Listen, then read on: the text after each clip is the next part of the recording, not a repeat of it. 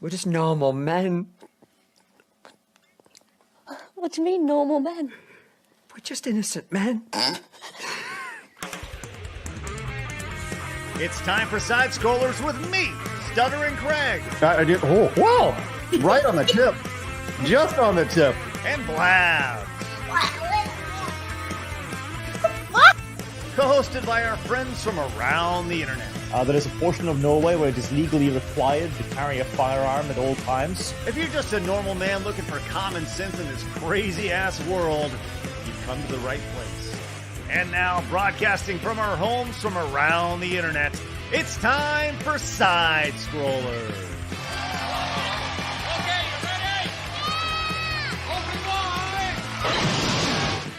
Ooh, welcome on out to Side Scrollers on YouTube.com and Rumble.com, and of course, SideScrollersPodcast.com. What is going on, everybody? Happy Monday, Tuesday, Wednesday, Thursday for you.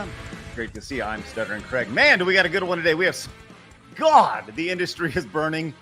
I mean, I don't mean that in a positive way, but you know what I'm getting at. We got so much to talk about today. We got a great guest today. Longtime friend. Glad she's back. But first and foremost, let's check in on Blabs and see how she's doing. Has she powered up from 38% now to 45% to... Hi, I'm at 55% operational. All right. I can hear the normal men just hoping and praying that maybe by the time you go on vacation next week, maybe tomorrow, you may be on camera. We'll see. I know, right? It's like a face reveal.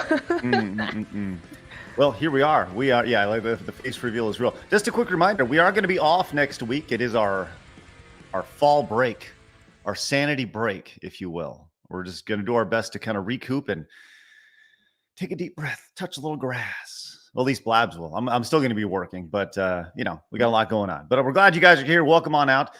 First time tuning in, do us a favor, hit the subscribe button. Join everybody, but we'll get more to the rundown here in just a little bit. But first and foremost, let's bring in our crazy fox lady. It's Kirsche. Great to see you.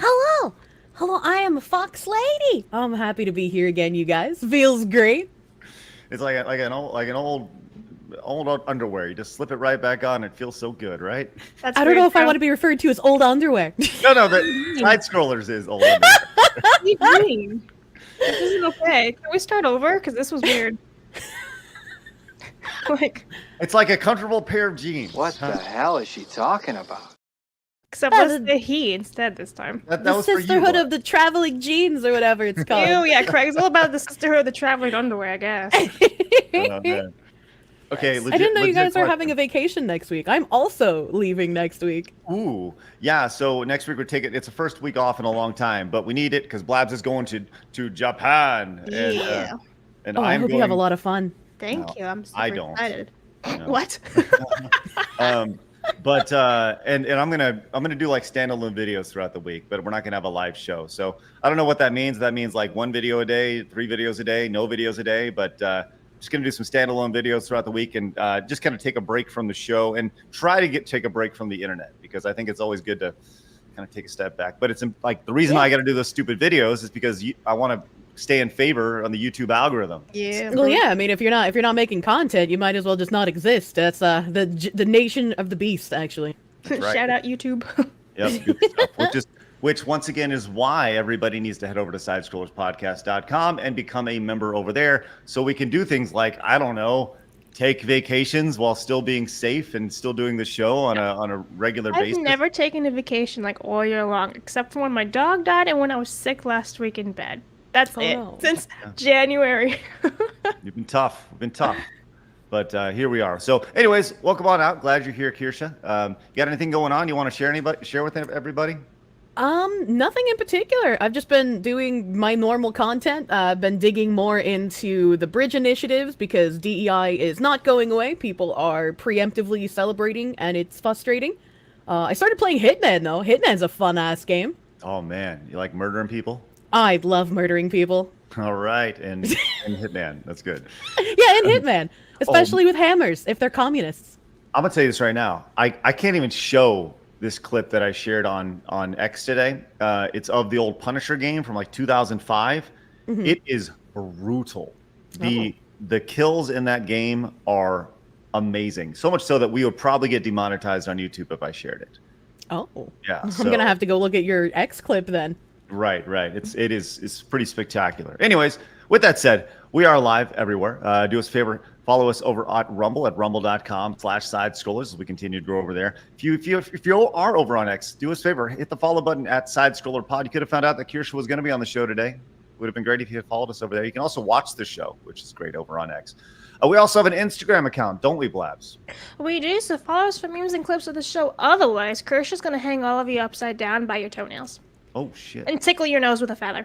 Oh, We do a little bit of Guantanamo torture here. little Guantanamo torture. You know what?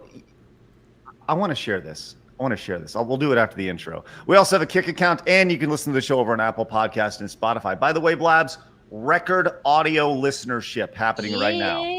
We are growing. It's like over on the audio version, which is great. So continue to follow us over there, over on Apple Podcast and Spotify. But once again, the place where you got to go to sidescrollerspodcast.com. Yesterday, we did a watch through of the Golden Era documentary. Did you ever play GoldenEye 007 back in the day, Kirsche? I did not know. So it's widely regarded as like a game changer in the video game space back in the N64. Oh yeah, I know a little about it. I just haven't played it. Right. So we have an entire documentary for our members that was produced called Golden Era that is available exclusively to our members over on sidescrollerspodcast.com. Yesterday I did a watch through with it, a watch along with it with everybody. You can watch me watch it with you over there. Anyways, it's a really great time over there, and we have a number of different perks coming for our members and supporters over at Side Scrollers Podcast. So join us over there, which is great. Yeah, it's great. I love it. But if you are tuning in for the first time to us over here on YouTube, do us a favor, hit the subscribe button. Join the 97,827 normal men. You're close to your button. Yeah, the tiny, like eventually it's just going to be like a little button that they give you, right? Yes, Just badge. like a little, Around one. yeah. We'll get there. They're shrinking it. Too many people are hitting 100K. It used to be a big deal. Now it's like a thing everyone's going to hit, which is crazy. But Well, I mean, I still feel like it's a big milestone for someone personally to hit. Obviously, very much so. I think it's massive and not to be understated. We are very excited to hopefully get there very, very soon. My goal is that we hit there while Blabs is on vacation. Thanks, man. All it took was for me to go away. It's what, Blabs? That all it took was for me to just go away. That's right. Oh no. Well, I'll tell you what. I want to share this with you, and if we get demonetized, then it is what it is. But this is the kills from the Punisher in 2005. This video game. I'm gonna share it small screen for everybody. Check this out. This is spectacular. I'm gonna play this with lower sound. Oh, actually, I'm gonna play with no sound because there's Oh probably my some God. music. Ew. Puts his head in a fryer. I want to drown someone in a deep fryer. Yoink! Oh my god! Oh my god. Yeah. What the hell? I don't even know what's going on in that one. Okay. Yeah, isn't this awesome? Wood chipper, my beloved. Put him in the word chipper. Let's go. Hey, they don't make them like they used to, Kirsche. They definitely don't. Look at this guy. He's like, oh no, oh god. Holy heck. Ew. Oh my god. We need a I feel like this is a game I would enjoy playing. You absolutely. Listen. You got that sick freak little streak in you, don't you? And A little bit, you know. You gotta be able to do some stuff in the fantasy realm. Right. That's what video games are for. You know, video games are doing the crazy things about it, which is That's good. why I'm the crime boss. The what? Crime Boss. It's a game on Steam by In-Game Studios. It came out last year as an Epic Game exclusive, but it's on Steam now, and it is so much fun. It's like Payday 3, but way better. Awesome. Love it. That sounds Crime Boss. Yeah, Crime Boss Rock A City. I better check it out. Sounds good. Yeah. Hey, Joey Bag of Donuts says, funny how Ubisoft is using that critic score of 76 and not the audience score of 54 for Star Wars Outlaws. They think the critics are the customers. This is why they fail. Okay, Joey, we are going to be digging into Ubisoft in a major way today. It is peak disaster time for Ubisoft. We're going to spend a lot of time, and while we do that, We're actually going to bring in Valliant Renegade a little bit later on. He was up earlier at 3 o'clock this morning listening to the investor call from Ubisoft, all in crazy French and everything. He's got the inside details on everything, so we're going to bring him on a little bit later on. That guy's deep inside. He is big deep for sure. He's got the all 12 inches. Let's go. Marksman of 117B says legendary drops spoke to the Ubisoft devs. Imagine getting sent to HR for putting an emoji at the end of your email or using an exclamation mark. They're doomed. What the heck? So I have a clip of his video. By the way, legendary drops, I would love to have him on our show. I think he is spectacular. He does such a good job of articulating things that I just can't articulate. I would love to have him on the show. I got a clip of his video talking about this. It is next level insanity, and this goes back to the idea of toxic positivity. Oh, boy. Have you been following that phrase lately, Kirsche? Oh, of course. Yes. The video game industry is toxically positive. So, Rio says, Kirsche, it's nice to see our beloved Foxu here. There you go. Hello. Matt Hatter says, ooh woo, Foxu. I am your whittled tulip. I'm your widow tulip. Tulip is a character in Crime Boss. All right. Matt Hatter, don't make it weird. Dark and Kirsche says, Hailside Space Scrollers. Kirsche's my Oshi because of this podcast. Smugalana is a close second. And now I don't think VTubers are cringe. There you go. Hell yeah. We're tearing down the anime racism wall one brick at a time. Breaking down them walls. Love that. Yeah. That's right. Like DX back in 1998. Break it down. All right. Alan came in and says, random but Fast and Furious is the same movie as Point Break. Blabs hasn't seen either movie, I bet. Blabs, you seen Fast and Furious and or Point Break? I'm gonna plead the fifth. Uh-oh. You never seen one of the Fast and Furious movies? I've seen bits and pieces, but like, yeah. Okay. I don't think I've seen the entire one. My mom loved the Fast and the Furious movies, so I've seen all of them, but do I remember anything? Absolutely not. Right. It's just vroom. You know what you remember? The first one where the scene of where it goes through the injection and it's like through the car. You know, there's that scene where he turns on the car, he hits the boost and the nitrous hits, and then you see it goes like make its way through the car, and you're like, whoa, that's awesome technology. Like that's what I remember. But I love technology. I saw I'll go on, Kirsche. I was gonna say I saw Rod in your chat saying beware of the shaking of the ketchup, and I had eggs this morning, so I do have. Ew. Eggs, man. Wow. All I have is. There you go. That's What my. is this? ASMR scrollers? Right. You're like, Labs, listen. Wow. Oh my gosh. Gross. Everything about that was gross. The ASMR sounds of video I need to games. call HR, and I am HR, and I have no way to respond to this. Oh, man. Kirsche went full bottle on us, which is good. I had to. Komak says, so Kirsche, how do you feel about what? What a horrifying thing to think about. Why would anybody want that? I saw high heel Crocs recently. I don't know why those exist either. Nope. Brent came in and says, I hope the spicy cat is prepared for this hurricane about to smack Tallahassee in the face. Possible Cat 5 landfall tonight and expected to slingshot straight to Atlanta with hurricane force winds. Wow. Yeah, hurricane ain't shit. I ain't worried. Go fuck yourself, hurricane. Yeah, fuck yourself, weather. That's right. And the critical catastrophe says, I'm a bit late, but did you see Ubisoft France may strike because they have to go back to work? No, I have not seen that. Blab, see if you can find an article about Ubisoft France striking because they have to work. Yeah, okay. Christ. Hey, and Frostlord came in and says, wow, Blabs, Craig, and a Kirsche all together on my birthday? Hell yeah, best birthday gift ever. Thanks, guys. Also, hope you feel better soon, Blabs. Thank you. Hey, Frostlord. Dan Vasquez here with a very special birthday wish. Happy, much happy birthday for you. Thank you, Dan. Happy birthday. Yes. Also, I'll tell you, when Video Gamer 25 came in with a 1025. Director Nation says, Craig, good luck with the alliteration. All right, let's try it. Let's see what we got here. Good morning, fantastic, fabulous, fantastical, frothing, fantastic, Findom Friday Foxu. Ha ha ha!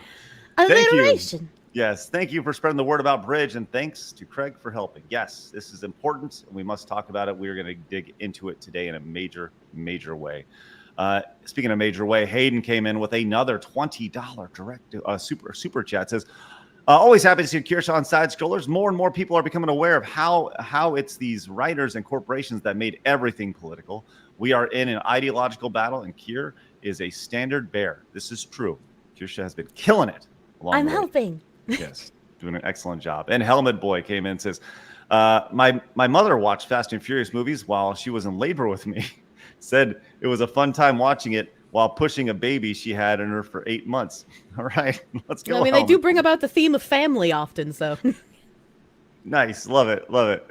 All right, we do see every super chat, every direct donation, every Rumble rant, and we will read every single one of them along the way. But first, we got to get to today in video game history, Blabs. It looks like quite the banger. Okie dokie. So September 26th, we have Castlevania, but like the original Japanese version, releasing back in 1986. We have Super Mario 64, releasing back in 1996. And then we have Tokyo Extreme Racer 2, releasing back in 2000.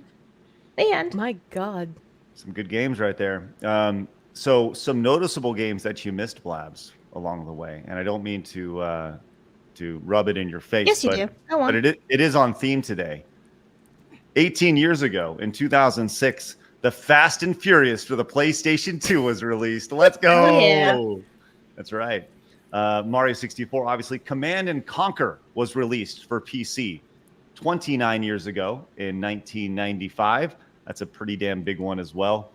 Also, not to be outdone, Hyrule Warriors for the Wii U was released as well 10 years ago today. Life is Strange for the PlayStation 4. Code Vein for the PlayStation 4 5 years ago, and Harvest Moon, The Winds of Anthos 1 year ago for the Nintendo Switch, as well as, I guess, everywhere else. I guess Nintendo Switch.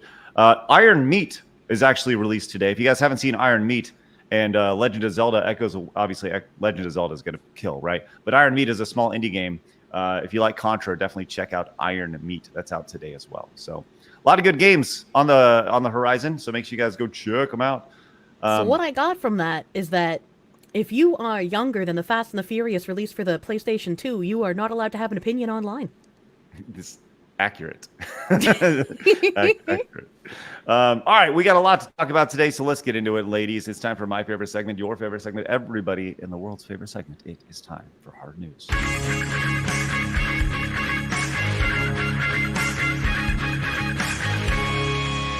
Hard News. All righty, so we got a couple noticeable crossovers in the video game space, which I think is always fun to talk about. First one is Overwatch 2 merging or collabing with My Hero Academia. Have you seen this, Kirsche? What the heck? Here we go. Let's check it out. See what we got.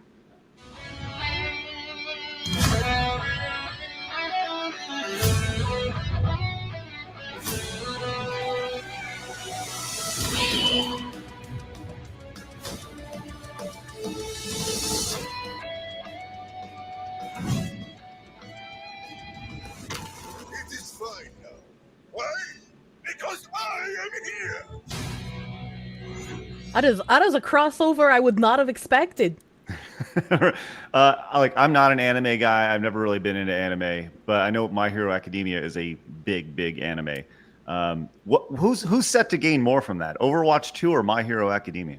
Probably Overwatch 2, if I had to guess. I haven't seen My Hero Academia. It's not really like one of the things that I would be interested in.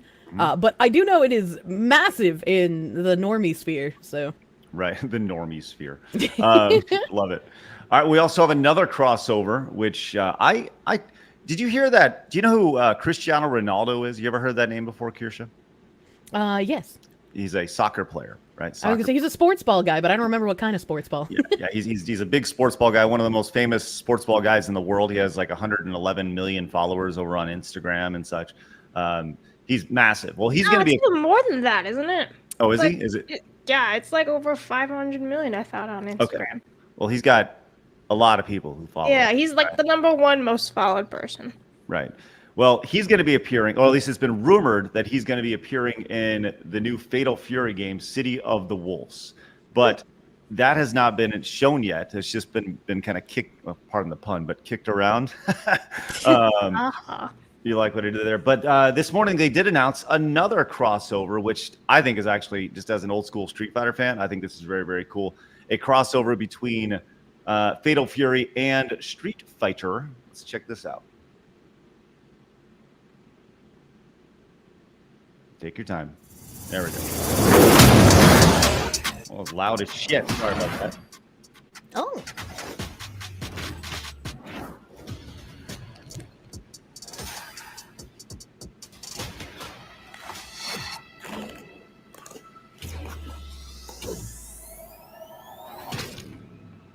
From the streets. That's right. Ken. You know, hold on. I'm sorry. Look at Ken's crazy ass face. Just saying. I was gonna say this just looks like a methed out Jack Black. Right. Yeah. Right. Like he just snorted something really intense. I'll tell that story in a second. Hold on. We'll get to that. But let's keep going. So we got Ken and Dami Mommy herself, Chun-Li. Of course.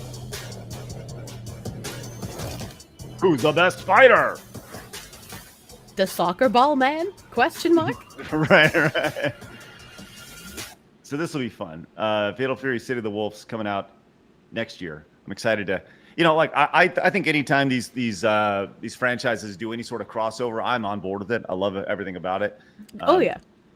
I just love to see how these other characters are handled, like with white gloves when they cross over to other franchises. I think it's really neat to see if they're treated with respect or not. Yeah, I definitely agree. I loved watching Smite do all the kind of crossovers that they do with like everything. What type of crossovers does Smite do? Oh man, Smite basically gets its hands on absolutely everything. Like they did VShoho in recent memory, which is a VTuber company. So they had a whole bunch of the VTubers put in the game. They've done stuff with like Ruby. I'm blanking on all of the things they did. It's been a long time since I played Smite, but they have so many different IPs in that game. Hey, so I'm curious. You mentioned Ruby. So I worked for Rooster Teeth for 3 years, and Ruby was like a big initiative to them. And I knew Monty back in the day, obviously the creator of Ruby. Obviously he passed a while back. I actually found his number in my phone last week, and I was like, oh. But from an anime perspective, how is Ruby? What is the perception of Ruby amongst the anime community? Is it thought in high regard, or is it just kind of like absolutely not? No, it's not. No. Okay. No. And I mean, me personally, I've never watched it. Like the people I interacted with in my sphere, and like maybe I have just like a bias group of people, right? Mm-hmm. But like it's not really considered anime. But also most people that I interacted with didn't like it at all. I never really consumed all that much watchable media. Like my knowledge on like TV shows and movies, and especially like old YouTubers back in the day is very limited. Because I was like Asmongold, an MMO goblin, and so all of my time was taken up by being in an MMO. Right. So it's not super highly regarded as they claim it is at their company, or at least that they did. I would say that their claim of it being highly regarded isn't wrong, because I think there are a lot of people who enjoy it, but just it's not like if you're a fan of anime, you'll like Ruby. I don't think a good correlation. Okay, cool, interesting, good to know. Well, thank you for your professional insight there, Kirsche. All right, we had a big drop today. Something was released, pre-orders for the PlayStation 5 Pro and the 30th anniversary consoles. Kirsche, have you seen the news about the PS5 Pro and the 30th anniversary consoles? The 30th anniversary are the ones that have like the gray color scheme, right? Correct. I think those look cool, but I'm not going to buy a PS5. Right. Like we've said this. Actually, Blabs said this first. The idea that it's more or less like it seems like a DLC skin for your console. Yeah. Really expensive one. So, well, you may not be buying one. I may not be buying one. but lots of people are buying them this morning as they've gone on pre-order. They're available now live, and you can get them in a number of different places through Amazon or all these crazy places. But it you saw a lot of this. This is from Destin over on X, Destin Legary. The line is paused. The line is paused. A lot of people got put in a line and they were queued up, and they were rushing to spend $700 on the latest. Why? It's not even just a meme anymore that the PlayStation doesn't have games. Okay, when I was younger, I was solidly in the PlayStation is better than Xbox group because PlayStation, I just felt had higher graphic fidelity, and I wasn't an FPS person, so I had no reason to buy an Xbox over a PlayStation.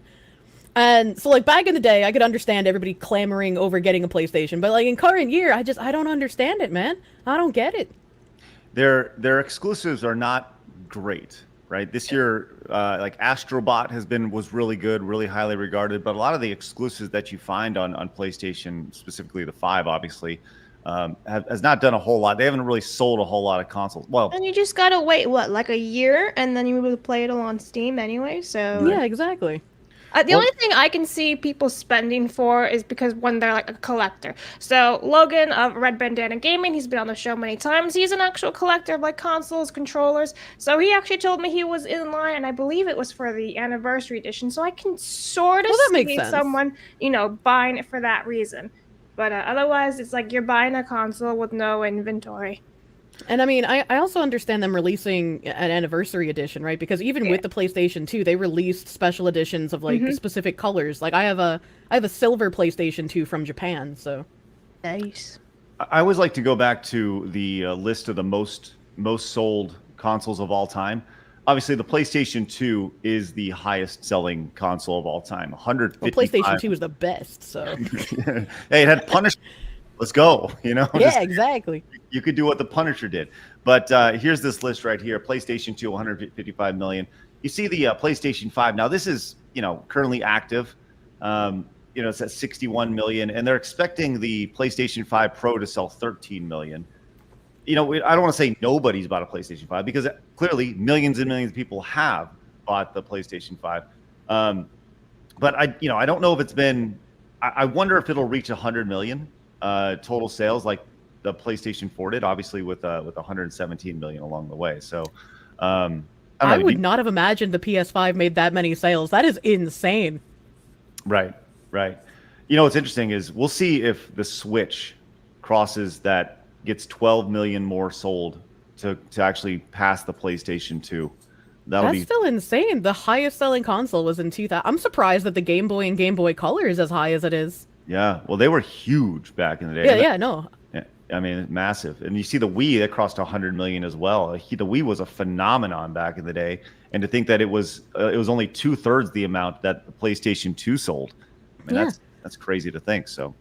I didn't have many friends into video games, so I bought 2 Game Boys and then 2 Game Boy Colors and event I would just buy 2 of everything so I could trade Pokemon back and forth with myself. Mm-hmm. Just for shits and giggles, I actually went on to the queue for PlayStation, and as soon as I got into it, they just automatically stuck me in a waiting room. What the heck? Right. That's right, and that's actually what happened to Chris Gore as well. Chris Gore.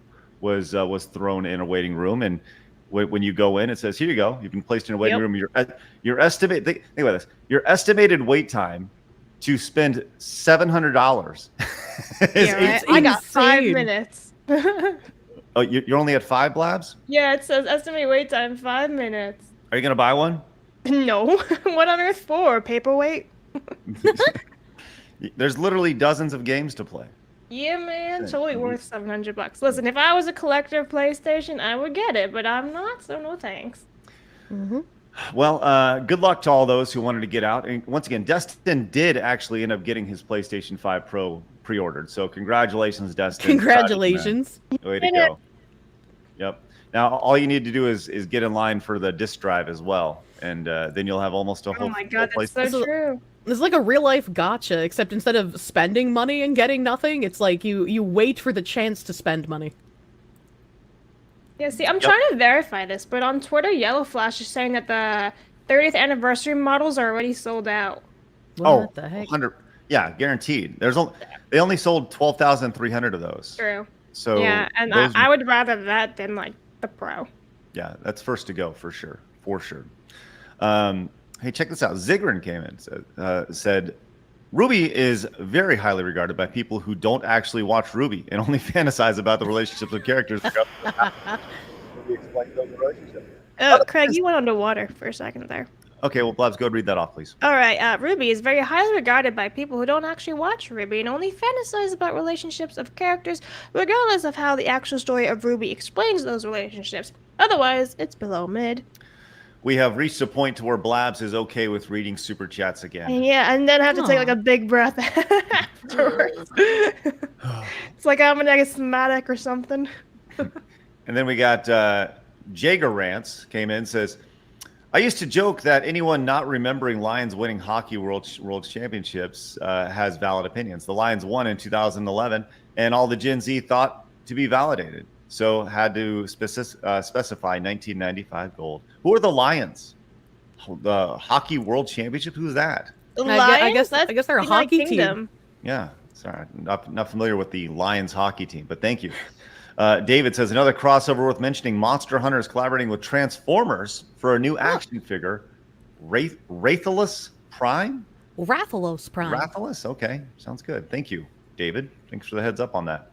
Also, Speedy Cakes came in with the $17.25 direct donation. Says, hey, Craig, I saw a horror comedy film last night called Poultrygeist.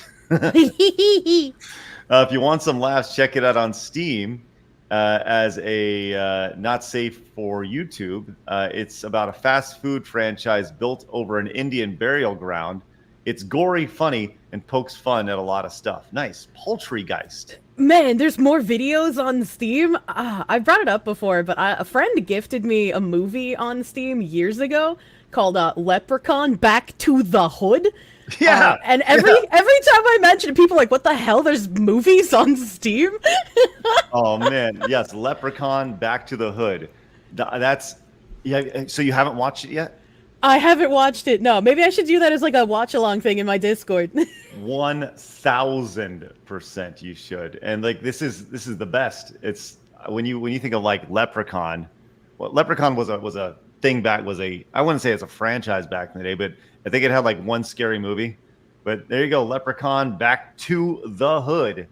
Oh man, straight ebonics right there. Way to go. I love horror and I love comedy horror. Like the best kind of movies for me. Man, great stuff. Love that. And thus concludes your PlayStation 5 talk. Hey, Spaz Badger came in with a $25 direct donation. Spaz Badger, thank you very much. That's incredibly generous. Thank you. That's awesome. And God damn it, I want a name. Tipped with $10. Says, on consoles, I am 100% with Arch. I had my SNES and N64 in the 90s when console gaming was king. But now the PlayStation 5 Pro is basically a 5-year-old PC when you look at its specs. Console gaming is holding us back, not just as gamers, but as a species. Oh. Hard agree. Yeah, all right. I hate hearing a game is gonna have like a both PC and console release because I'm just like, okay, well they're gonna have to lower the specs of the game to have it on console, so we're gonna get cucked on PC a bit. Dude, it's kind of like back in the day. The comparison would be like the PC is now the arcade, where everything looks really pretty, but console is kind of scaled down, like you would have seen back in the day. So. Yeah. All right, let's go and move on. Hey, Kirsche, I don't know if you know this, but we talk about MrBeast occasionally on this show. Oh, heck, MrBeast. It's now time for the Beast Files.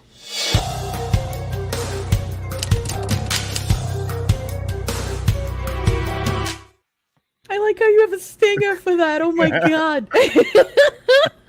Everybody loves the MrBeast intro, which is great. All right. So we've seen all sorts of controversy over the last 3 months. We've seen him now release these stupid Lunchable knockoffs. Yeah, Lunchly. Yeah, Lunchly, and nutritionists have come out and be like, this is not good food. You're feeding your kids poison. Don't eat these Lunchly things. They're really bad. Not to mention all the stuff that's been going on with the Chris Tyson stuff, which he still has not addressed. Of course he hasn't. And all the controversy about the productions that happened at his studio in North Carolina, which he has not addressed. He did address Lunchleys, but there's also all the talk about the Amazon show, with the $100 million Amazon show. Kirsche, have you followed the news with this? No, I have not.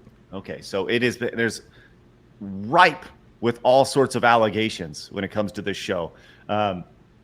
Everything ranging from workplace misconduct, sexual harassment. They didn't give people breaks, and they didn't give them food and things like that while on the show. Well, this came out this morning from Dexerto, from the production. Says it's the most unprofessional production I've ever been a part of. The Las Vegas production staff called MrBeast to be blacklisted, citing alleged health and safety concerns during his Amazon Prime Video competition.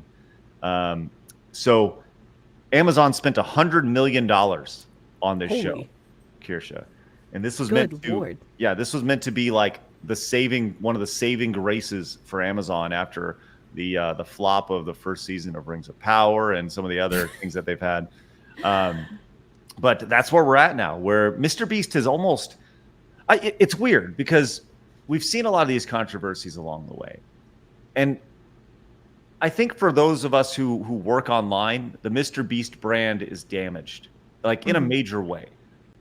But I don't think it is outside of our little bubble that we live in right here. I don't know. What are your thoughts? I would say probably most normies don't pay as much attention to content creator drama as we do, which makes sense. So it's possible that outside of content creator spheres, most people just either don't know or don't care about the kind of drama that's going on, which is why, I mean, it works for every content creator, right? Where the controversy happens, if you just don't address it, some people will stay mad forever and think less of you for not addressing it, but the majority of people will forget that it even happened and just move on. And then next time you do something good, they'll just be like, oh, this person's wonderful, they're great. And then the couple of people who are still angry are like, hold on, wait a minute. They never addressed these allegations when they fucked up before. And everyone's just like, well, why are you bringing this up now? Why are you starting drama? Oh, you're muted, Craig, but that's all right. I'm just talking to myself. Sorry. I was looking at this thing you just sent in the private chat. Quite interesting. We'll get to that in just a second. Oh, no. Oh, yes. Here we are. Well, there you go. I guess we'll see more about MrBeast in the future. Will he actually address any of these claims? Absolutely not. And he'll continue going on making millions and millions of dollars per day. So he said at one point, he was like, I'll address all of the allegations once they're done coming out. And it's like, well, what if they never stop coming out, you know? So Right, exactly. And I wonder what Chris Tyson's doing right now. Just I don't even think about Chris Tyson. Neither do I. That's what I was wondering, what he's doing right now, which is crazy. Hey, Matthew is here with a $50 Canadian monies super chat. Look at that. What do you think of that, Kirsche? Isn't that impressive? That's some jiggle physics, man. That's right. And they're saying we can't have them in our video games. No, but we have them here on side scrollers. That's true, we do. Matthew says, so this whole argument about consoles and PCs is ridiculous to me. It's just like what you like. In my opinion, PCs are too expensive. I don't care how many games are on it. I'm not spending over $1,000 for something I'm only going to use for paperwork. Hey, Matthew. Hey, like I said, you do you, man. You do you. Buy whatever you want. Consume whatever you want. Go crazy. But thank you so much for your support, Matthew. Genuinely appreciate that. Let's get you on the wall, my friend. Look at that. Look at that. It's there. Wall time. It is time to get him on the wall. Yeah, get on the wall, not derogatory. Right. Oh my. Let's go and read off Angela right there. All right, Angela with the pretty avatar gifted 1 membership. If you got one in the chat, please say thank you. Thank you, Angela. Appreciate that.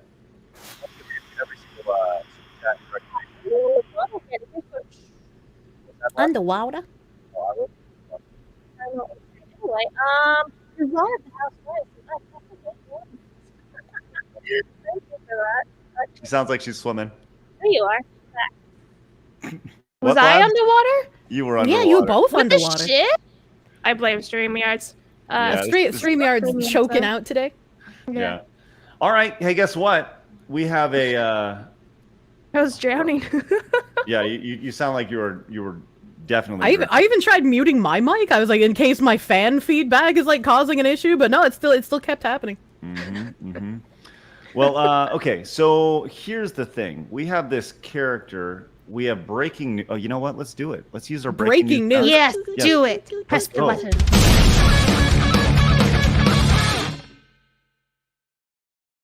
All right. Listen, Kirsche, we got everything covered today, which is good. Hell yeah. Hell yes. All right. I've never heard of this character before, and Blab, see if you can find some information about what this character originally looked like. But we have a new character. I think the bigger news is that Suicide Squad Kill the Justice League is going into season 3 right now. 3? Yes. When did they go into? Didn't that game just release like a couple of months ago? When did season 2 happen? So season 3 happened. It happened, or season 2 happened earlier this year. I think Suicide Squad was released in February this year. So Suicide Squad Kill the Justice League is out, and they had the crazy lady, the Mrs. Freeze as the season 2 character. Yeah, the non-binary. Yeah, I remember freeze that. one. Okay, so they announced that. Well, they are announcing their new character for season 3. Says, so I'll just kind of show this off. No one tell Deadshot, but Lawless, aka Zoe Lawton, arrives October 1st along with season 3 Suicide Squad right there. When they say AKA Zoe Lawton, is Zoe Lawton like the character's real name, but they go by Lawless, or is Zoe Lawton like a real person that the character's based on? I'm guessing that it is Zoe Lawton is the character's name, but I don't know. I'm not familiar with this. Blabs, do you have any more information about the Yeah, when I Google this is what happens. So, like, I don't even know what color she's supposed to be anymore because there's black, there's white. I'm so confused. Who is this chick? Like, She's been race swapped so many times, it's just mystery meat. yeah. But, like, none of those images look like what we're getting on Suicide Squad Kill the Justice League, so I'm even more confused. Well, listen, Kirsche, I know you said this game may have just came out, but the 179 players who are currently playing this on Steam are anxiously awaiting season 3 of Suicide Squad. I'm pretty sure when I play Crime Boss on my stream, more people play Crime Boss than this critically acclaimed game. I wouldn't exactly say this is acclaimed, but it's definitely been critically along the way. But yeah, $200 million loss.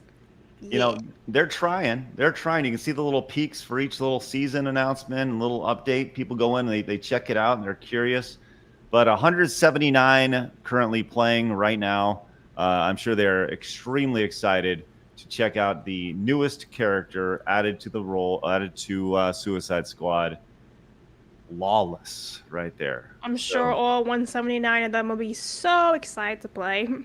How many of them do you think will actually go in and buy the season 3? What Maybe percentage? they give it away for free at this point. Yeah, at this point, they're like, okay. Well, we go from Lawless over here to what may be the. Well, I'll tell you what. Let's go and skip this story. We'll come back to this. Let's save this for another day. I want to talk about this. This is an interview that Shigeru Miyamoto did with the magazine Famitsu. Now, for those unfamiliar, Famitsu is a legendary video game magazine over in Japan, now a website that has been covering video games since the 80s. It is a long time. Like, it is video game journalism overseas in Japan. Yeah, even I recognize the name.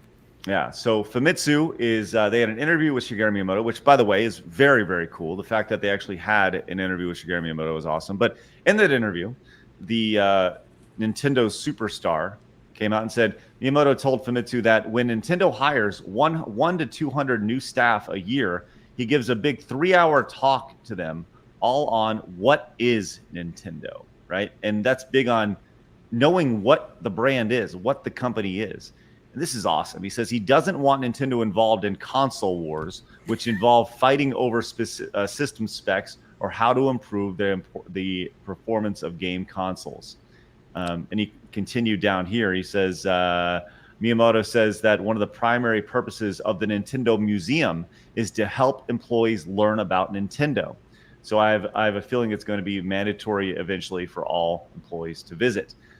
He wants people to go to the museum and think Nintendo is a company that is not related to rival game manufacturers that are usually said to use new cutting edge technology. Nintendo has no intention of making Nintendo museums in other locations because it's not for business purposes. It's for employees first.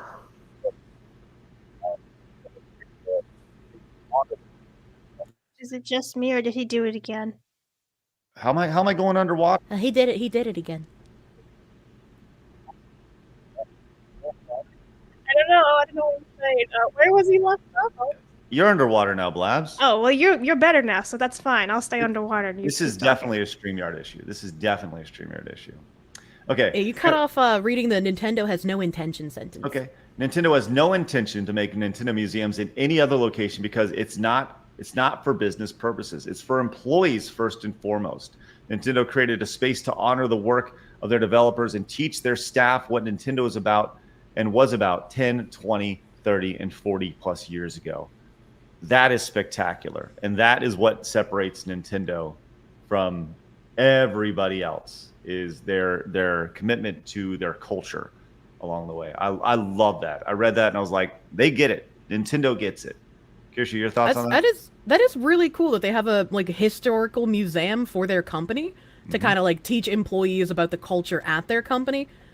Still, I wish they, cared a bit more about system specs, because when a game gets released dually on a PC and Switch, I'm just like, okay, well, it's going to have the worst graphics of current year. I think that's to be expected. I think once the GameCube was released, they tried to keep up as best they possibly could, and then after the GameCube, they're like, we need to make a drastic change, as far as their approach goes. I think Nintendo basically stopped being...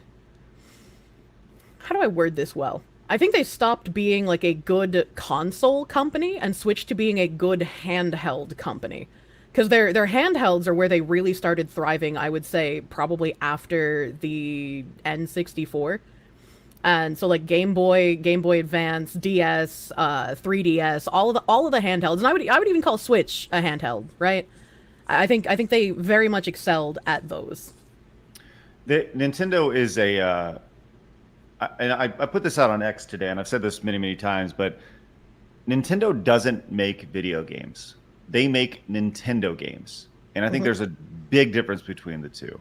I think that's the best thing that you could possibly say about their console and their direction as a platform. They could care less about who's playing Call of Duty. They could care less about who's playing anything that's not a Nintendo game. They care about their IP. They care about owning it, so much so that the same reason we love Nintendo is the same reason why we hate Nintendo. Oh, when absolutely. we look at them, they're going after small people, shutting down mods and things like that. It's a definitely, for me, it's a love-hate relationship, more love than hate. That's just me. So anyways, good on Nintendo for that. Speaking of Nintendo, today they have released the new Zelda game, Zelda Echoes of Wisdom. Kirsche, do you plan on checking this one out? I haven't really played many Legend of Zelda games, actually. Ooh. Okay, all right. So this is a game where, for the first time since Zelda CDI, the Zelda CDI games, which was in the 90s, the CDI games are a story for another time. But this is the first mainline Zelda game that you can play as Zelda. You've always played as Link, right? Trying to save Hyrule or whatever. But this game has gotten incredible reviews along the way. When you look at the breakdown of it from all the traditional access media, Dexerto, 10 out of 10, 9s, 10s, 8s, except for this VGC down here with a 6 out of 10. What the hell are they? What are they doing? Yeah, but everybody else loves this game. It's killing it. You play as Zelda. It has kind of a crafting element to it, where you have I really hate the faces, actually. Oh yeah. They kind of remind me Chibi, right? Is that what you're thinking? They make me think of Legos, but the bodies obviously aren't Legos. They're like Play-Doh. Oh, you mean the Lego dolls, the new ones that they make in the last decade or so? Yeah, sort of. I can see that. So this has been an art direction that they took, I think, starting with the the Link's Awakening remake, if memory serves me correctly. This has been for like the 2D Zelda games where it kind of has this like chibi look to it. But it's a mixed bag. But I think more than anything, when you go with like this art direction, it'll stand the test of time a little bit better than trying to keep up with the latest and greatest graphics. You know, they're a little more fun and cutesy along the way. I like that octopus. That's a very cute octopus. Yeah, a little Octorok down there. He's cute. Yeah. So you said you never really played these Zelda games, any Zelda games. Correct. If you would like, I always like talking to people who have never played these games and be like, does this interest you enough to bring you into the franchise? I am a graphics whore. So if a game looks like graphically like shit, I'm probably not going to play it.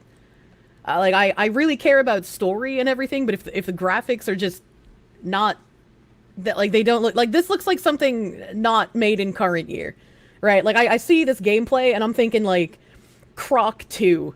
I'm thinking like the Gobos in their little huts, right? Like it just doesn't inspire me wanting to play it in current year. And I know a lot of people don't like that take, but it's just like, it's 2024. It's current year. I want to see good graphics. I want the actual specs of these consoles and PCs to be utilized. Would you like to see?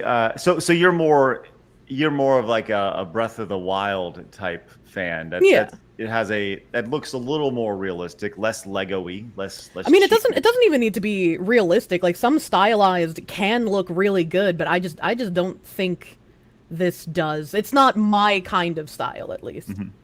Well, that's fair. Like I mean, it's not meant to be for everybody, right? And I think that's the beautiful thing about it, is you can look at the art style and you can say, oh, that's for me, or that's not for me. And I think that's totally fair. It's not like everybody like a game I can bring up that I think has a really wonderful art style, but graphically would be considered probably not high quality back in the day, is Odin Sphere, actually.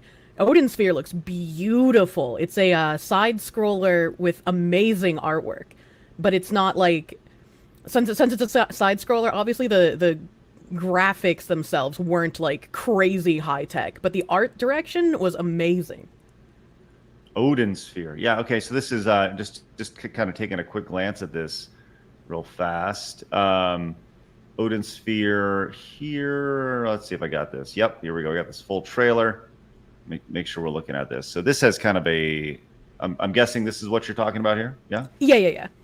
Okay, so Odin Sphere. Yeah, it says like that hand-drawn style look to it that you were talking about, yeah? Yeah, like this is something that would get my attention in current year even. Right. So yeah, it has that kind of an anime look to it for sure. Well, it's, like I said, to each their own. I think that's the beautiful thing about this, right? Is everybody, you can either have your opinions about your art styles or whatever, but that's interesting to hear that would not bring you into the Zelda franchise, because I always like seeing who's, it's the first time you get to play Zelda. Okay, girl power. Do we? I've touched Zelda games before, but I haven't like played them through. My GameCube that I bought came with a special edition Zelda game, where it was like a whole bunch of Zelda games packed into one disc. So I played Wind Waker and Ocarina of Time and Majora's Mask, and I think there was like a super old Zelda game on there as well that I can't remember the name of. Well, what's interesting about this game is that they ended up, I like hearing about kind of map size when you talk to the people who make the game. They had a developer little segment over on the Nintendo website, and apparently the size of this game is 8 times larger than Zelda Link's Awakening, which, once again, Link's Awakening is a classic Game Boy game that was remade for the Switch several years ago, but 8 times, that's pretty damn big. These games are getting bigger and bigger, at least from a map size. So for those who are curious, there you go. You can check it out. It's Legend of Zelda coming up, released today. Echoes of Wisdom. Everyone says it's pretty damn good. So I love huge maps. I've been just screwing around in Red Dead 2 again recently because I don't know, the graphics in that game, the landscape, the map size, just like everything lives rent-free in my head. So I love going back and visiting it. One thing I wanted to finish on talking about this was saw this. Thanks, Blabs, for pulling this up. This is, if you like cookies, I love cookies. Cookie. And they have created a nice, wonderful Zelda cookie. That actually looks exactly like the character. That's crazy. Yes. Yeah, I love it when people are able to have like such amazing skills where they can bring stuff to life in cookie form. Yeah, same. But the problem is then you got to eat it. I know, isn't that sad? Like, you know those like British Bake Off shows? I'm like, don't eat it, no. Yeah, it's pretty damn cute, man. It's pretty awesome. So good for them. Like It kind of makes you wonder sometimes, right? How much art direction and character stylization has been simplified in order to sort of encourage content in this manner. To do it as like free advertising. Yeah, interesting thought for sure. That's hadn't really thought about it like that. I'm actually surprised they haven't struck down this video from Nintendo and be like, copyright claim? True. You can't sell cookies of Zelda. Yeah. Oh, damn it. All right, let's go to this next story over here. I have not read this story yet. Blabs, you proofed this story before. We only saw the title for this. Yeah. And so Blabs, you're gonna guide us through, but just on the surface, this does not look very good. Guide me, Torchbearer Blabs. Yes. No, yes. Blabs. Basically, I even went through this person's LinkedIn, and everything that's in this article is correct. As the title says, Pokemon Company hires Sheeny Armitage as DEI and social responsibility consultant. She relishes in promoting LGBTQ plus agenda to young kids. Which is true. I checked her LinkedIn. You can even find the quote in the article below. And she's basically like, I love it that young kids were at this Pride parade. So great. So many of them. And it's like, oh my What the God. heck? Okay, Yeah. so this is a former yoga instructor and corporate responsibility manager. What the fuck does this mean? What is a corporate responsibility manager is another DEI title. So instead of like a diversity and equity officer or a like diversity manager, they're a corporate responsibility. Of what? Their whole role is to just push DEI. So it doesn't matter, like don't really get caught up in what the language used for their position is. Their position is to push DEI and the ideology that goes behind that. Oh, wonderful. This will be great. Everyone loves DEI and Pokemon. Yeah, of course. All things. Let's go read this here. Armitage posted on LinkedIn, after 9.5 years at ASOS, the time has come to move on to something new. It's been quite the journey at ASOS. Many years spent building confidence in my abilities, stepping outside my comfort zone, and continuously challenging myself to be better. So feeling readier than ever to start this new chapter as DEI and social responsibility consultant at the Pokemon Company International. She added, I'm looking forward to joining a wonderful team with new learnings, laughs, impacts, and crash course in all things Pokemon. So she has no idea about this company. Like she's well, I mean, of course not. She went from a yoga instructor to being a DEI consultant, and now she's continuing her DEI consultancy, which is how these priests kind of spread the ideology in the first place. They fail upwards, and they get hired by people who know them, because all they're here to do is push ideology. They're not here to improve the company. They're here to, as the sweet baby ink guy said, burn it all down. They want to get rid of the people who would disagree with them or who would go against them and transform industry in their image. Well, she continued with a LinkedIn post. This is, Armitage's previously posted on LinkedIn about one of her highlights at this other company was seeing so many young kids at Pride. She wrote, there's so much joy at Pride, and I think it's one of the best days of the year. I get to celebrate with my best friends and see all the amazing communities and organizations who are centering the LGBTQ plus community.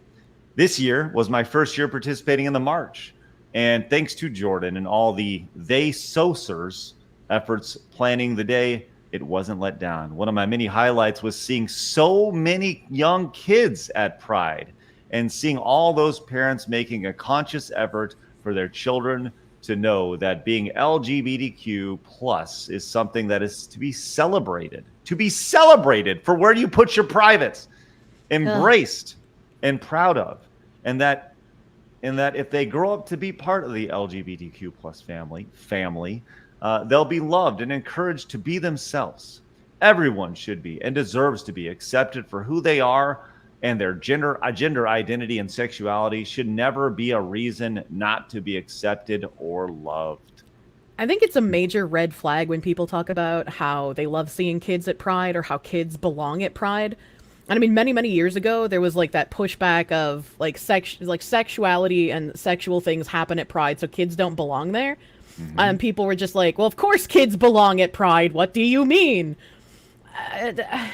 It's just so tiring to watch the trajectory of how they've been wanting to include kids in spaces they have no reason to be there. And whenever people called it out, like, you just get called a bigot. And now we're here where like kids are being taught how to be good allies and how to have like anal sex in 3rd grade. It's just like, it's ridiculous. How does this make any sense to anybody? Like, at all? I nothing about this makes sense. Especially when you look at, they talked about in this article the job listing itself, and we talked about this about 6 months ago, Blabs. Do you recall when this broke, right? So this position pays, and I'm going to say she should probably make the low end of this because she doesn't know anything about the company she's working for. But she makes between $178,000 and $211,000 a year. Damn. What the heck? With the ceiling being upwards towards $267,000 to preach this nonsense. Now imagine getting paid so much to ruin companies. Imagine Pokemon actually paying and shelling this out. Amazing. How do they incorporate? Are we going to start seeing Pride shirts and stuff in Pokemon games? I choose you, and it's like a Pride emblem. Right. I think I remember like their newest game. There was some, I don't want to use the word controversy because that makes it sound like more strenuous, I guess. But they had changed like the costume for the female character in game to make it more androgynous looking, and people were really unhappy with that. Yep, that was a big thing with Pokemon Go. The changes of the characters, and they look very. Oh, that too, yeah. Yeah. I was super excited to play Pokemon Go on my vacation earlier this year, and then they made all those changes, and I was like, why would you do this? It's just insane. This is just another thing for me to say, go Pal World. Yeah, right? Right. Now, Blabs, you said that you had some information about this. They're LinkedIn. You said you can't share it? Yeah, because obviously shares are like their private, my private stuff and all that, so I can't pull it up. But yeah, it's basically everything that you saw in the article is confirmed, and there's like a giant SJW. Wow. So pronouns in bio and all, you know. Straight up. Yeah, for sure. This is pronouns in bio, opinion discarded. So they're moving this. I mean, this girl has certainly fallen upwards, going from yoga instructor to DEI person at a fashion company, and now Pokemon, of all things. How do you gauge your success in this industry, Kirsche? Like, how is success gauged? There's a performance metrics called KPI, key performance indicators, right? How, if you work in the DEI/bridge industry, how is your success gauged? I would say your success is probably gauged more internally than externally. It's like, how well can you incorporate DEI into the company with as little pushback as possible?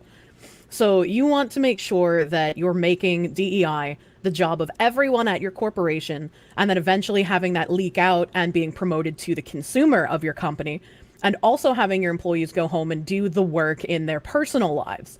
So you're making cultural transformational change, not just in your own home and not just in your company in like placation ways, like in marketing or in initial hiring, but you're making the moral imperative a part of everyone's everyday job.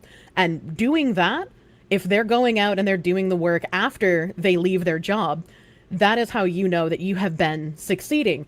These companies like Harley Davidson or Jack Daniels, who are saying that they're getting rid of DEI, the consultants that are changing the language of DEI, making it go more underground and having these companies continue doing the work, continue pushing the ideology, while making all of us believe, oh yes, we're winning. They're getting rid of it. It's happening.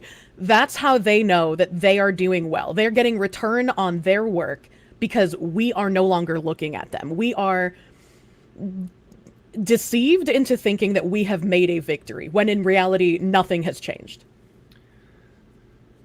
With, golly, there's so much to this. so with Pokemon getting in on this, I mean, Pokemon of all things, right? Blabs, will you do a quick search to see what the Pokemon demographics are? The average player of the Pokemon. I'm just curious to see why this needs to be incorporated at their company and ultimately their products. While we do that, Savvy came in with this takeover over on X. Says better idea is just shut down the American branch. It is a massive money sink and provides nothing of value to the company. Pokemon people buy Pokemon for Pokemon. They play Pokemon for Pokemon. The American branch has contributed nothing to the core game. And when the IP is given to American companies, they absolutely disrespect it. See Pokemon Go. Social responsibility consultant is a joke and a bloat position. And to see it have a higher estimated salary than people working or sending stuff to space is insane. Yes. Talking about the price of it. You know, while Blabs looks that up, Kirsche, I had this idea, and you can tell me if this is a dumb idea or not, but I had this idea several, maybe months ago, but it's really kind of started to come to fruition. I want to work with some people. We talked about toxic positivity. I want to work with people to create a consultancy brand that goes in and says no to these companies. And the idea of going in and all these companies are afraid to say yes.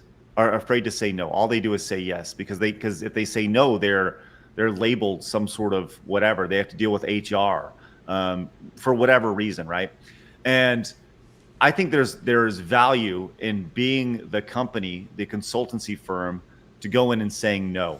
And you call it the no team or TNT, the no team. You go in and you say no to these companies, and you say no to these activists, and you ultimately Elon Musk them. And you cut their companies by 80%. Ultimately, their investment in you saves them millions of dollars, and you get to be the bad guy, and the companies don't. I think that would be a really good idea. And I think if you had like a very good understanding of like Gramsci tactics and Marxism, and you could explain to these companies how these individuals coming in are basically just bullying them to push an ideology. Because I don't believe that every CEO bought into all of these tactics because all the CEOs also want Marxism, right? I don't believe that at all.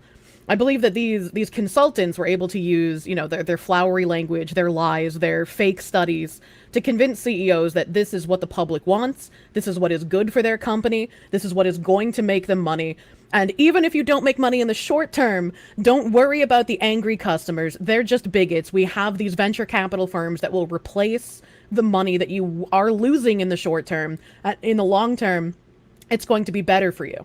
And then once enough of these like DEI changers come in and the CEOs kind of are fighting against a force of ideology, it's harder to root out those people. So if you have a counter consultancy company that can like search and destroy Marxism before it ruins a company, I think that would be incredibly good to have. You're talking to yourself again. Yeah, I'm just talking to myself. So with Pokemon hiring this company, talking about the demographics associated with this. Now, Pokemon Go has an older demographic, right? Mm-hmm.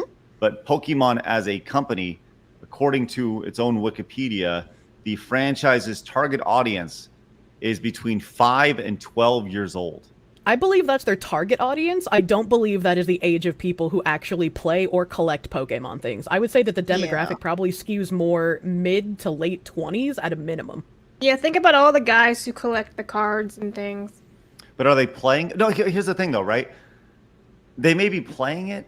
It's hard to find precise demographics because like there's collectors, there's players, Pokemon Go itself, so it's a bit hard to like actually take it. Okay, but when you get into it initially, you are probably between the ages of 5 and 12. You should be, yeah.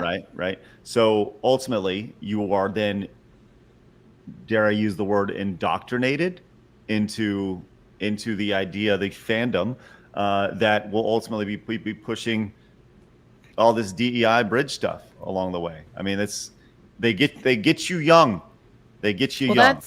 that's what the modern audience is, in my opinion, right? Like, you see all the companies who are just like, we're remaking this for a modern audience. This is being done for a modern audience, and everybody rolls their eyes and they're like, modern audience doesn't exist. Nobody's buying these things. You're not fooling anyone. And it's like, well, the modern audience doesn't exist, and that is the point. They're trying to create the modern audience. When they talk about the modern audience, they don't talk about people our age. They don't talk about people in Gen Z. They're talking about the new generation who are going to consume all of these remakes that bastardize the originals, that rewrite history in the entertainment industry. They're talking about these people who are going to have all of this DEI nonsense in all of their movies, all of their games, all of their TV shows. Their parents are going to be inundated with it at work, and they're hopefully, in these activist minds, going to be bringing it home. The modern audience is what they are hoping to create. And when you read their words and you think about modern audience doesn't exist, but that is what they want to create, what they're doing makes a lot more sense once you understand that.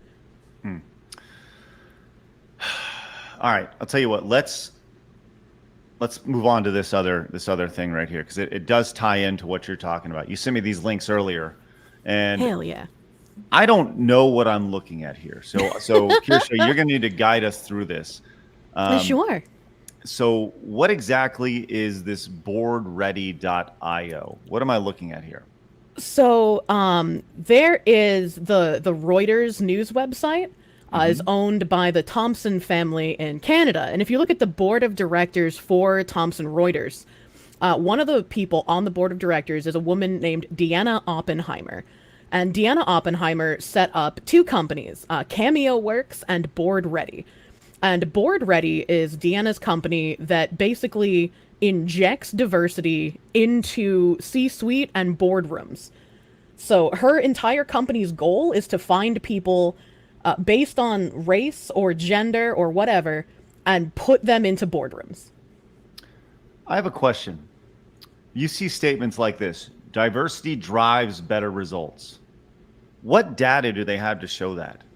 There was the McKinsey study that claimed to show that more diverse companies have higher profits, but just because it's happening doesn't mean there's a correlation, right? You can't really say like these companies would have done better or worse if there weren't these diverse people there. And there's even an article in 2021, I think it's called a GeekWire, the website maybe, I'm not sure. But there's an article there in 2021 where these people directly admit, well, there is no correlation between diversity and higher profits, but if we keep telling companies that, they'll keep hiring diverse talent, and that's the goal. And even if there's no correlation, what's the harm in having more diversity in the first place? So, like, they directly admit they don't have any numbers, they don't have any real studies, they don't have any proof that this is actually helpful, but they push it anyways. And they push it because this is a good way to inject their ideology into these companies. Furthermore, like I look at this and I say, it says 57% of our clients' engagements have resulted in a diverse workplace. Director diversity right here. So, like, look at this for what it is. Non-diverse, person of color, female. Okay? So really what you're looking at is female. Okay? Female is its own thing. Person of color. So what does non-diverse mean? Well, White if you look at male. the asterisk, it said diverse defined as a female or person of color. Correct. And when I've been reading through Amazon's white papers or reading through the entertainment industry's studies on things, they all specifically define, and we've known this for decades, right? People just called you racist or misogynistic for pointing it out. Sure. Diversity means less white people, less straight people, and less men. That is literally how these companies use that word. And again, like, it's really nice to have them just say that out loud, because once they start saying it themselves, people can't use that, well, you're just a bigot language at you anymore. Wow. So that's her, huh? Deanna Yep. Oppenheimer, of all things. So the white woman is looking like it's always the white woman, man. It always is. It's always the white. It's always a team Sometimes of white women.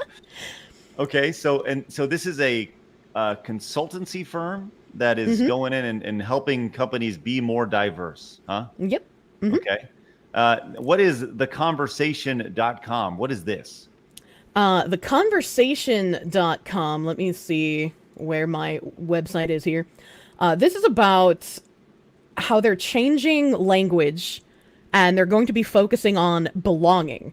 Now, belonging in their language means, hey, we've spent too many years telling white men, you're the root of all evil, you're the problem, you don't have a voice here, shut up, sit down, and let the other people speak. And now that they've realized, oh wait, there's a lot of white men in all of these industries. We kind of need their help if we're going to transform the entire industry to follow our ideology. And so this is basically talking about how they're going to be talking more about belonging, that everyone can come to the table and now have a place. So you're going to see a lot of companies start talking about how they're going to be including whites and men in everything again, right? Like some of these diversity initiatives have been like, oh, well, we're a Black Women in Education fund, but everyone can apply, right? You know, it's equality of opportunity, because even though it's a Black woman fund, everyone can apply. So if you're a white man, you can apply. You're not going to get accepted, but you can apply. So now you know that you belong. Well, do I belong in reality, Kirsche? Do I belong? I would say in reality, yeah, but these people definitely don't live in reality. Okay. So they're rebranding, and I remember talking about this, you know, a couple times ago when you were on the show, talking about the rebranding of DEI to Bridge, and this has been a constant theme on, you know, when you stream and talk about this stuff. You've done some real digging. You've been doing the work. I've been doing I'm a dirty little digger, man. Whoa, easy. She said digger, by the way, everybody. I want to point that out. There's a great clip. I think it's from the Home Shopping Network, and they're selling like a gardening trowel, and the woman selling the gardening trowel says it's a dirty little digger. So that's where I get that joke from. Literally like a Home Shopping Network thing. Oh my god, that's funny. I love it. Okay, so we have this also. What is this Ghost Archive link that you sent me as well? The Ghost Archive link, I think, is an article that everyone should read in its entirety. They are telling you point blank exactly what they're going to be doing, how they're not getting rid of DEI, how they're going to be lying to you, and why all of this is important. It is an incredible article, and even if nobody has time to like go through all of my videos or go through all of my long tweets on this subject, this article is like required reading for people who want to know what's going on.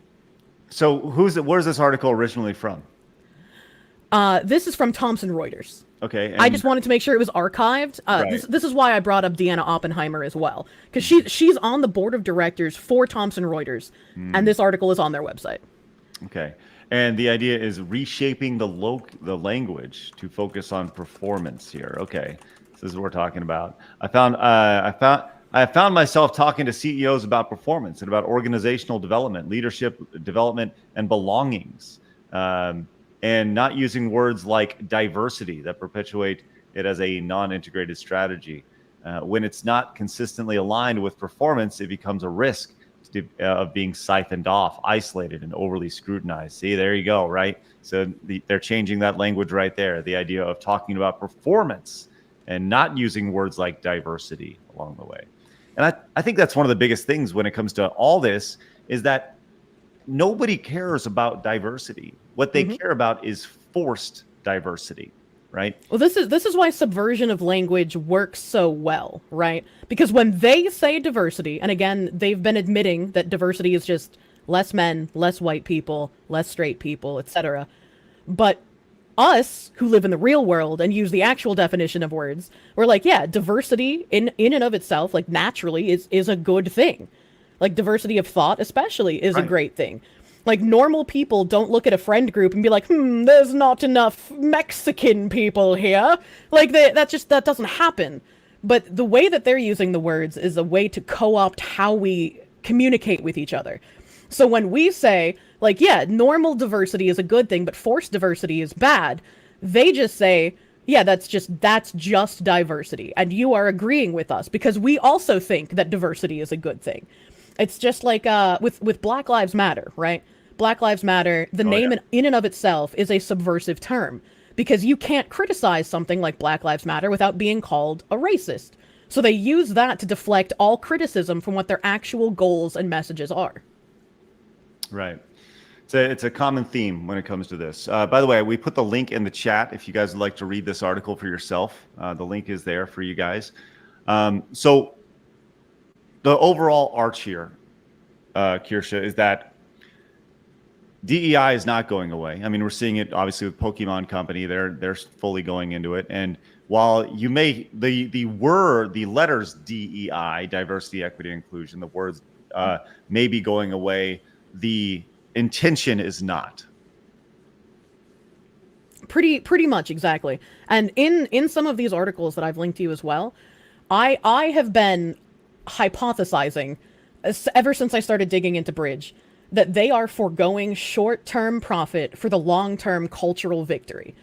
Right? And like the way most of us can fight back is obviously by voting with our wallet. But they have a massive amount of revenue that they can use to build this up. Even if they're losing like $2 million on Suicide Squad or $4 million on Concord, like this is a massive beast that spans so many industries, which is why I try to get as many people talking about this as possible, because it's like, how do you defeat something if people aren't talking about it even?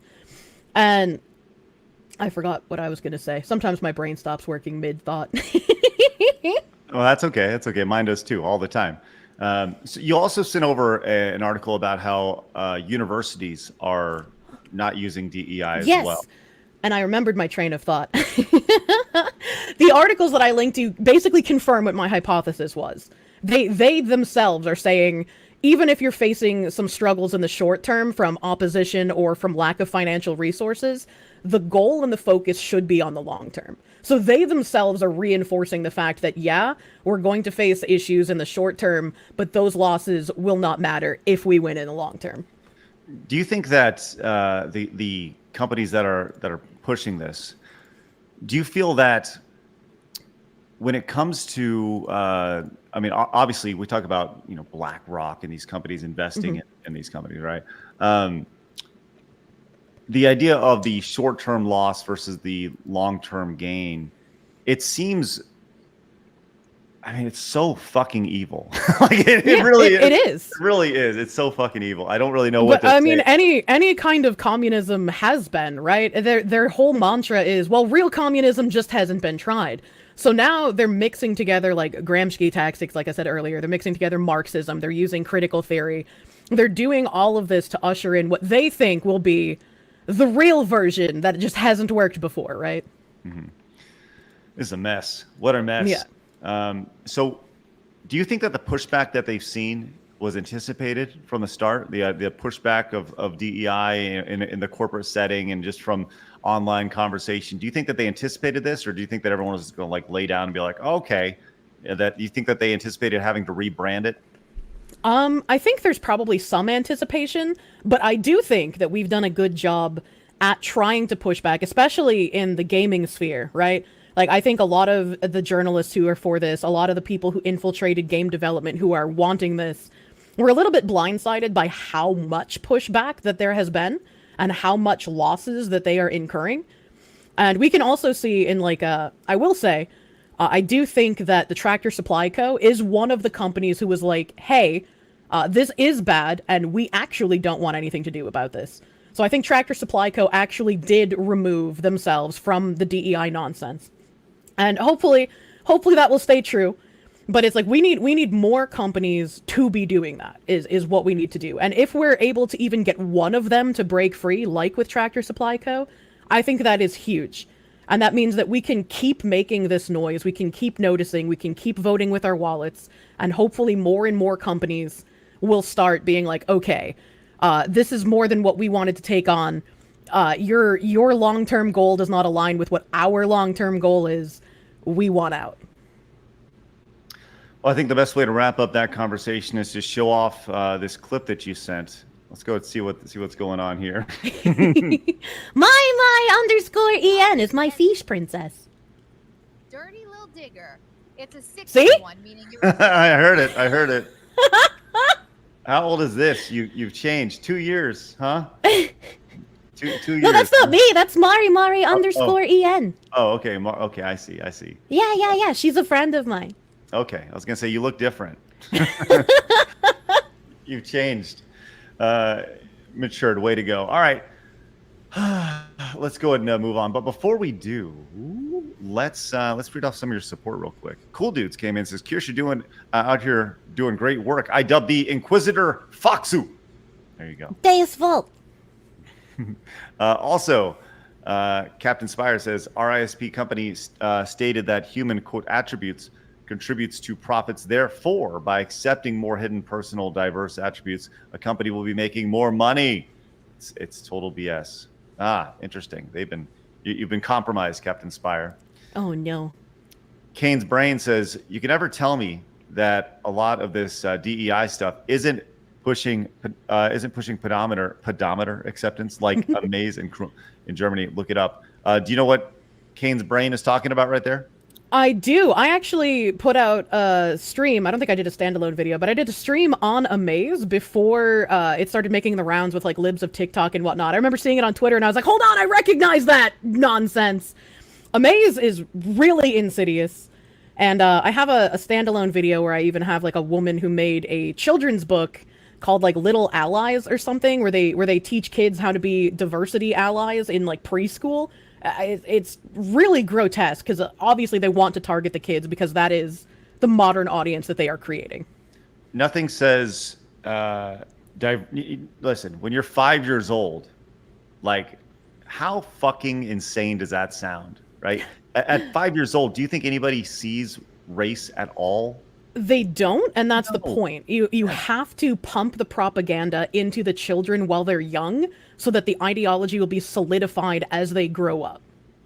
So it's amazing. Like in 10 years, 15 years, are we going to see little? I mean, we already see little activists everywhere in college. Oh yeah, obviously. I mean, why do you think that there is such a boom in the younger generation for like the transgender ideology?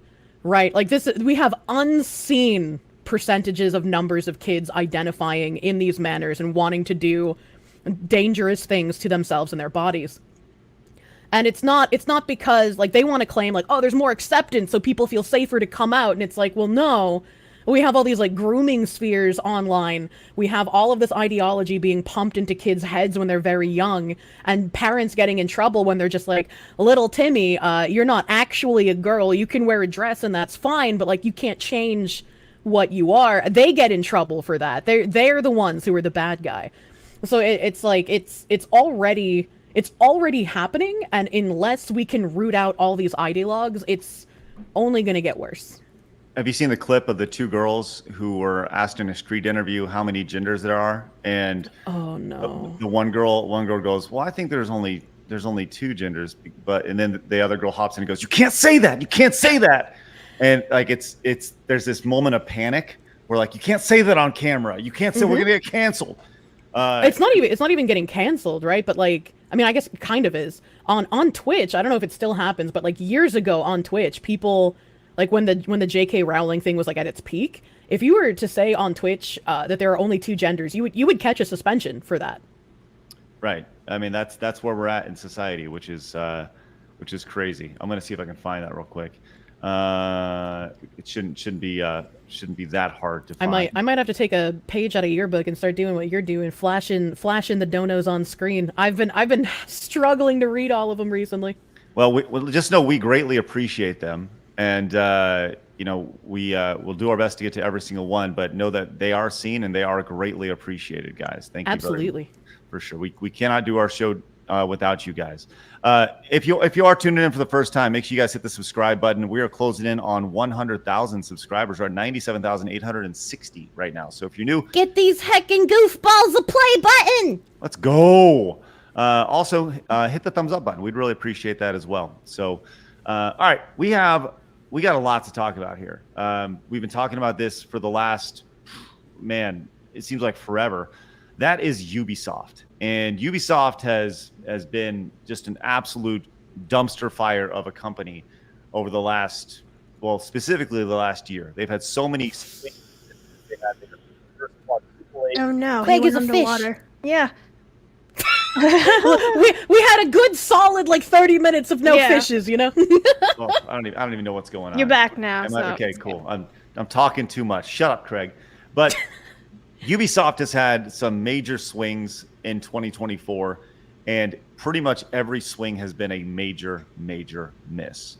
And to talk about this, and with Ubisoft, they had their earnings call this morning, where they're going to be talking about some things, a conference call, where they're talking to investors along the way. And this gentleman joining us now was they're listening to it. It's Valliant Renegade. Great to see you, buddy. How are you? Doing well, man. Good to see you. Thanks for having me. Glad you're here. Oh, you sound like a radio guy. Hey. Yeah, Kirsche, you do. Nice to meet you. Hey, Blabs. Nice to meet Hi, you. nice to meet you.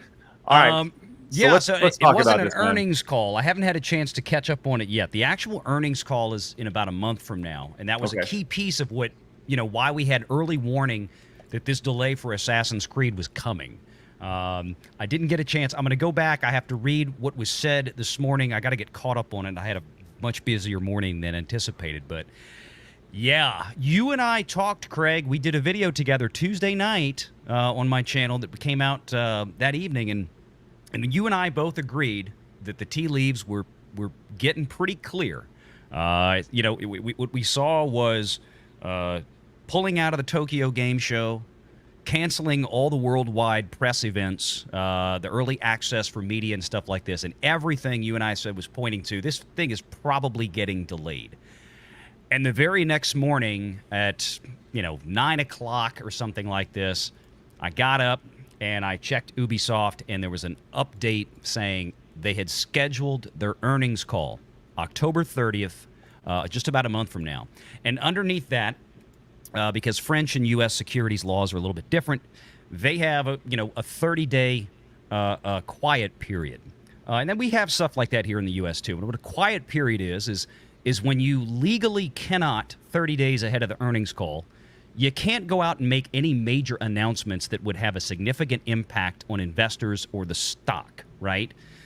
So that's when I called you. I called you that morning. I said, Craig, it's coming. I said, and they're going to have to do it in the next 5 days because there's no way they're going to wait till after earnings and delay Assassin's Creed 14 days before the scheduled release date. Sure enough, 2 hours later, you were 3 minutes from going live here on Side Scrollers, and you picked up the phone. You're like, I'm about to go on. I'm like, you check your texts. It happened, and there it was. I mean, it was amazing. But so you were right. You are the harbinger of truth, as your little subtitle says down there. Now, this company has been under fire pretty much all year, with its stock price just dropping like a bad habit. Now, it was interesting yesterday as they had a conversation. The CEO, Yves Gamon, had actually made a statement talking about what they specifically aren't doing in their games. And the internet quickly called bullshit on this, as the Ubisoft CEO said, talking about the controversy surrounding Star Wars Outlaws and Assassin's Creed Shadows. They said the developer is not actively looking to, quote, push any specific agenda. Now, that may sound funny because it is, and it's hilarious because they absolutely are pushing some sort of agenda, as we've seen. Whether they know it or like it or not at the management level, right? Right. So it's happening. Right. Now, they talked about the poor performance along the way in the second quarter and how they're looking to now break even this year. But this has been a long time coming. There's been a lot of talk about this company, and a lot of criticism about this company. And I found this video, actually. I wanted to share this with you guys. There's a content creator I'm a huge fan of called Legendary Drops. And I watched the video this morning. I know exactly what you're talking about. This is great. Yeah. So Legendary Drops is he does such a great job of articulating people's thoughts and everybody else's thoughts and putting it into a really concise video. And he spoke with Ubisoft developers and asked them about our concerns. And Kirsche, I think you're going to really hear this, and this is going to strike a chord with some of the things that has happened in the video game industry. And I think that I am ready. Yes, I think Ubisoft is just the tip of the spear when it comes to this stuff. But I want to take and listen to about 2 minutes of this real quick. This is him talking about his conversation with Ubisoft developers. I couldn't imagine that it was possible for anyone to ignore this level of feedback, and Ubisoft has to be seeing it. So I spoke with a few developers from Ubisoft to shed some light on these issues. I started off by asking how Ubisoft internalizes and discusses general criticism from players and the rest of the industry, whether that's the competitive design, agenda-driven content, or predictable games. They responded saying, at a high level, they rarely talk about it. At a project level, they brush it off as toxic gamer talk. As Asmongold correctly pointed out in a video of his, Ubisoft is filled with toxic positivity that prevents any growth. I want to pause there real quick. We saw this earlier in the year where there was some criticism, and it was shrugged off as "quote unquote" white noise earlier this year in the video game space. So they're talking about the toxic positivity. Going back once again, at a high level, we really don't talk about it. At a project level, they brush it off as toxic gamer talk along the way. I feel like calling it toxic positivity is sort of sidestepping the actual issue. Because to these people, pushing their ideology is more important than making an actually good game. So any criticism of the ideology or how they're injecting it into the game might not be a great idea. That's not really toxic positivity. That's them being like, you don't agree with us ideologically, therefore we don't care what you have to say. Like this, first and foremost, people have to understand this is from an ideological perspective. This isn't just people wanting to do bad things because they're dumb. This is on purpose, and this is malicious. No, I agree. I 100% agree. Let's go ahead and continue with this. In a video of his, Ubisoft is filled with toxic positivity that prevents any growth. I then asked, what about the Japanese community's backlash over Assassin's Creed Shadows? It's obvious that they haven't done their research, and even the smallest details are going to be noticed by a culture that's as proud as the Japanese. Now, for reference, those who don't know, there's been consistent criticism along the way with Assassin's Creed Shadows, where they've taken Chinese architecture and brought it into a Japanese game. Obviously, along with a number of different things along the way. Kirsche, have you followed this? I have, and I actually saw, I can't remember their name, but there was a Japanese YouTuber that exposed the Kazuma Hashimoto, I believe their name was, where they were like a previous Sweet Baby employee and a consultant that Ubisoft had used, and they were trying to defend Ubisoft's game here and saying that like the backlash in Japan isn't as bad as it's being reported. Right, correct. So here we are. He asked the developers about their thoughts on that. They responded by saying that the criticisms haven't been talked about, and they've only issued demands that we mustn't engage with discussion on that topic publicly. Meaning everything that we've set up into this point, all the criticism that we've had over the years for Ubisoft games, even that of the industry itself, has fallen on deaf ears. I don't know if it's sad or if it's somewhat, it's somewhat cathartic to have that validated. I mean, it's the main complaint that the vast majority of gamers have had over the years, which is that these companies aren't listening to us. And in this case, I have developers that are telling me, yeah, they're not listening to you. Well, I mean, it makes sense to give them the advice to not talk about it publicly, because once you talk about this ideology publicly, everyone disagrees with you. Like, there's not any sane person that would be like, I'm all for Marxism. Let's go, dude. Valliant, what were you going to say? No, I was agreeing with Kirsche. She's absolutely right, and she's done a great job.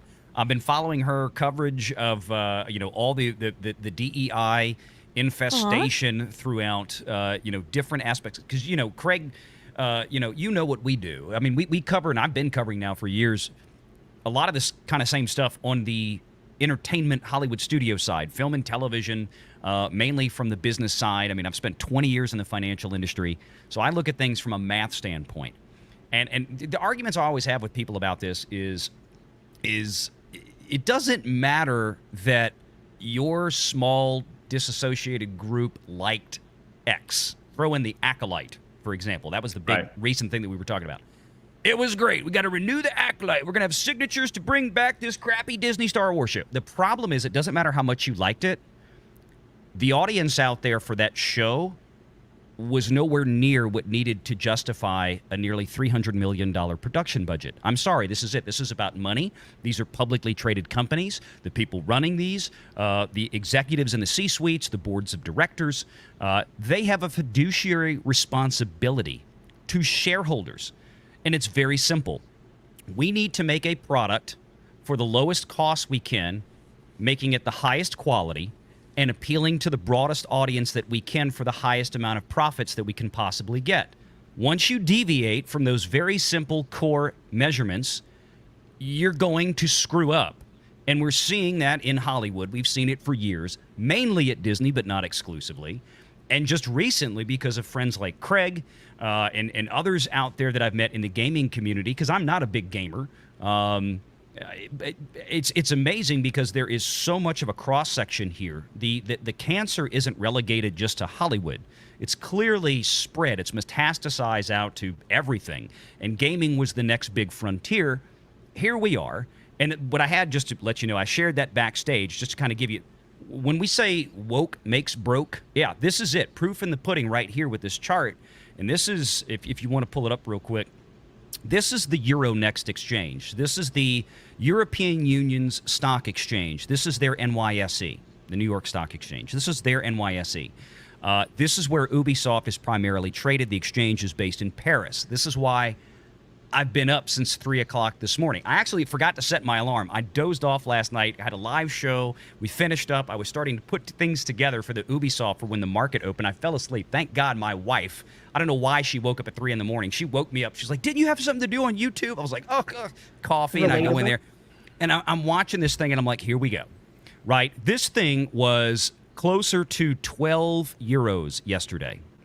And today, it bottomed at around 9 euros. I mean, we were over 20% losses for the day.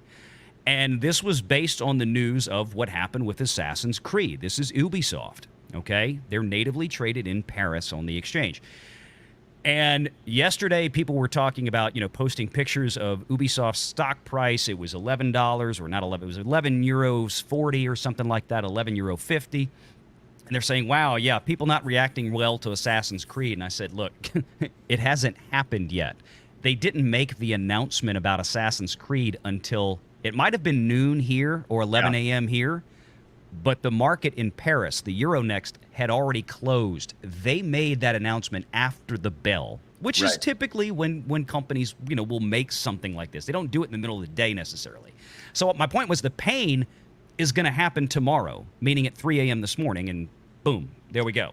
Well, but I mean, it's funny you mention that because you have your chart, I have mine as well. You can actually see the chart. There's the pain right there. Yeah, that's Yahoo Finance. Yep. Like, holy shit, what a drop off. And when I think it's amazing to scale this out. Go back 3 months where it was 52%. Now go back 5 years. Go back 5 years, Craig. There you go, 5 years. Oh my God. This used to be, Ubisoft about 5 years ago was trading at almost 90 euros. It is now trading at about 9. It's literally been decimated. It has lost 90% of its market capitalization. Right now, Ubisoft, probably in the next couple of days, if this continues, which I don't see any reason why it wouldn't, will actually have a market cap that's going to fall under $1 billion. That's a small cap now. And just to give you an idea of scale, Craig, do you recall what Microsoft paid to acquire Activision Blizzard a few years ago? Oh, wasn't it $69 billion, I believe? Just about $70 billion, $70 billion to buy Activision Blizzard. Ubisoft right now is worth about 1/70th of that. Right. Good Lord. Woke makes broke. This is real money stuff. When we say that this will actually cost people billions of dollars, we're not just talking about top-line revenues. We're not just talking about OI or operating income. We're talking about actual shareholder value in market cap. Billions. In the last 5 years, Ubisoft has lost investors $9 billion. Now, to further that home, there's actually talk of them trying to either take it private or an activist investment group coming in and doing a takeover of the company. And there's even been apparently an investigation that's going to be put together by the board of directors, pretty much to talk about this. Which this is a damning. I have thoughts on that too. Yeah, sure, fire away. You know what the problem is with the board of directors? Who is in charge of Ubisoft right now? Who is the CEO? Yves Guillemot. Yves Guillemot, right? And the Guillemot family collectively owns about 15% of all outstanding shares, the value of about $150 billion, $160 billion, $160 million, worth of Ubisoft right now. 5 members of the Guillemot family sit the board. Oh, wow. Okay. Out of 12. So you can go ahead and math this all you want, but the math ain't mathin'. My point is the very people who have put Ubisoft into the position that it's in today are the ones saying, we're going to investigate. Well, they're going to investigate themselves and find they did nothing wrong. Wow. Yeah, I mean, more than likely. Now, the hope is that they really do something serious. And maybe they do turn a corner, but of course, I don't know if you saw this one yet. I texted this to you right before you started again because that's when the news drops. Every time your show is about 60 seconds from going off. That's the beauty of it. Guess what happened today, kids?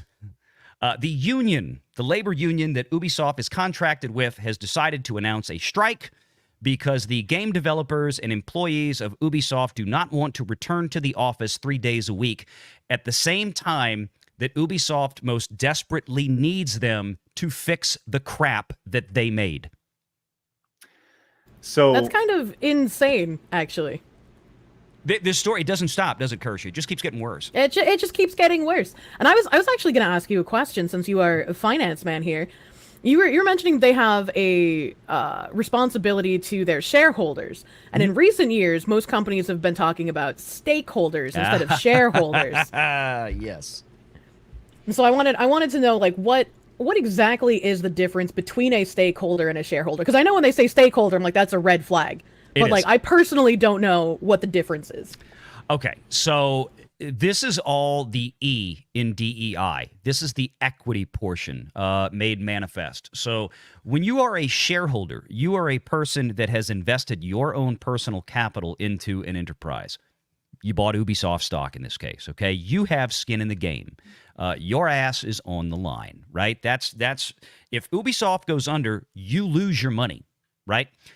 A stakeholder, and this term has been elevated over the last several years to my disgust because it's now beginning to take precedence, or it has the last few years, over shareholders, at least in terms of social justice parlance.